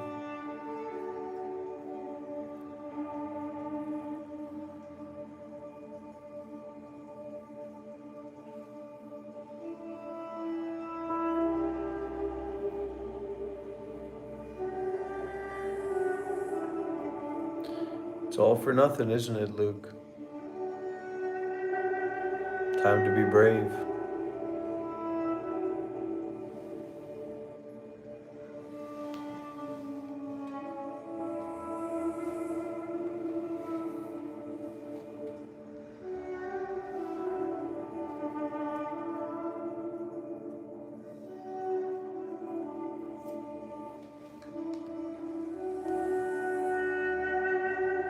The government doesn't want you to listen to the teachings of Dr. Rob.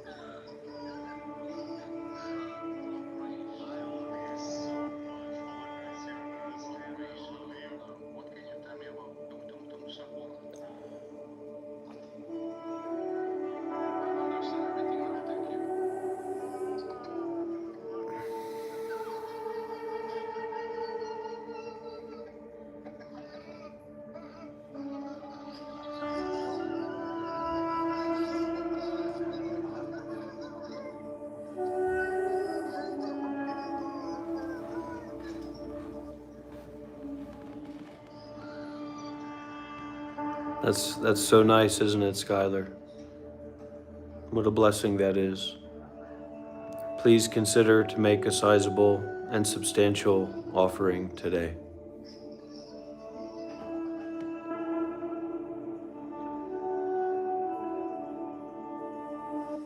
You know what they say about black people? May they be happy. May they be free from suffering.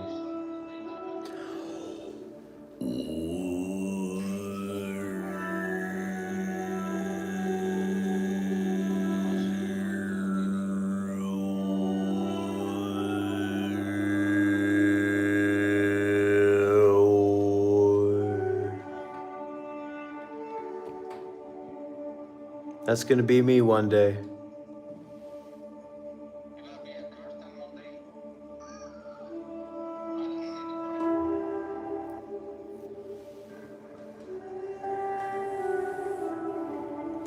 Those donation numbers are going down when they should be going up, Iron Man Jack.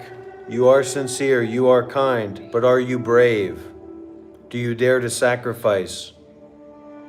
Do you dare to go beyond the expectations and beyond the limits?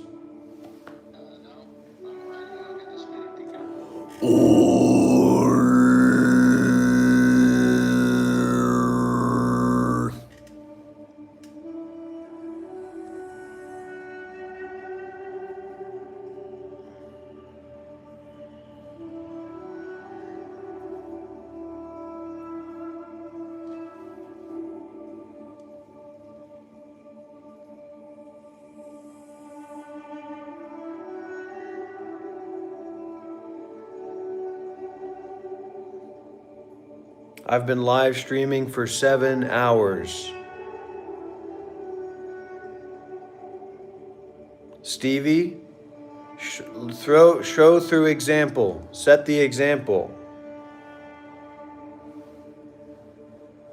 Teach through your example.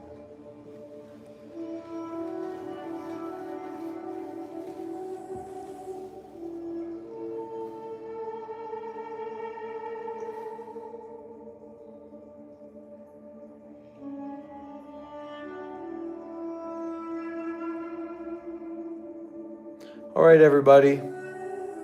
It's about time we wrap this up. Initiate the countdown. 10, 9, 7, 6,